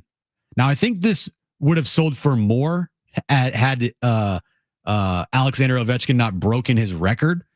But it sold for, I'm surprised by this, his Rangers game-worn jersey that he broke the record in, $250,000. Do you think that's a lot? No. I don't either. I didn't even remember him playing for the Rangers. Bro, he played for like everybody. I mostly remember the Kings, and he played for one of the Canadian teams or something like that first. But I always think of him as a King. He's a King. I think of him as an Oiler. No, that's who I was thinking. Edmonton, yeah. Yeah, I think of him as an Oiler, but that's a good amount of money there. And finally, did you know it's Earth Day, Brent? Yes. So Earth Day, it's an annual event held on April 22nd every year. It was first held in 1970. And it now includes a wide range of events coordinated globally by earthday.org. One of the things that people are encouraged to do today on Earth Day is pick up at least 25 pieces of garbage. Okay. Yeah, good. I mean, look, do I think people need to throw their garbage away in what's called it's called a garbage can? So like what happens is the garbage can's meant for trash. And then if people throw their trash in the garbage can, that means that garbage won't be on the ground, because on the ground, it's called littering. Oh, you don't just throw it in the ocean? Right. See this piece of garbage I have in my hand, this candy wrapper? That's going to go in that garbage can over there at the end of the day. So it is Earth Day today. I was trying to look up Earth Day deals but I couldn't really find anything because a lot of stuff I don't even know what it is. Like if I were to look up Earth Day deals right now online, it's a lot of places that I don't like. 14 Earth Day food deals you can save on some green and grub. I'm pretty sure I won't want to eat any of the Earth Day meals. These are going to be like John meals where it's like tofu. Yeah. Well, it's a lot of like restaurants that I've never heard of before. Like, do you know what? I mean, the only place that I know here is Yogurtland. Oh, yeah, I know Yogurtland. Yogurtland customers, let me just take that down. Yogurtland customers can take advantage of a buy one, get one free deal on dirt cups on today, Earth Day, while placing an app order on the website. The offer is valid at participating locations while supplies last. Now, I don't know what a dirt cup is. That was my follow-up was what the hell is a dirt cup? Probably something healthy, right? Probably something healthy. Now, I don't know what like wild grain is. I don't know what Stasher is. I don't know what Quantum is. I don't know what Mountain Mike's Pizza is. I don't know what Juliet is. Yeah, I don't know any of that. I don't know any of that. Daily Harvest. But if you are a person that knows what these are, John would know what all these are. Then look for Earth Day deals. I know it's late in the day, almost 6 o'clock, but still look for Earth Day deals and put your trash in the garbage can, why don't you? All right, Padres trying to close out the Tigers. They have a 2-0 lead heading to the bottom of the 9th inning. We have Lakers basketball on the station tonight, 7 p.m. They're trying to even up the series against the Timberwolves. Tomorrow, we will have a John and Jim wrap-up show after the Padres-Tigers game 3. So until then, have a great rest of your night, everybody.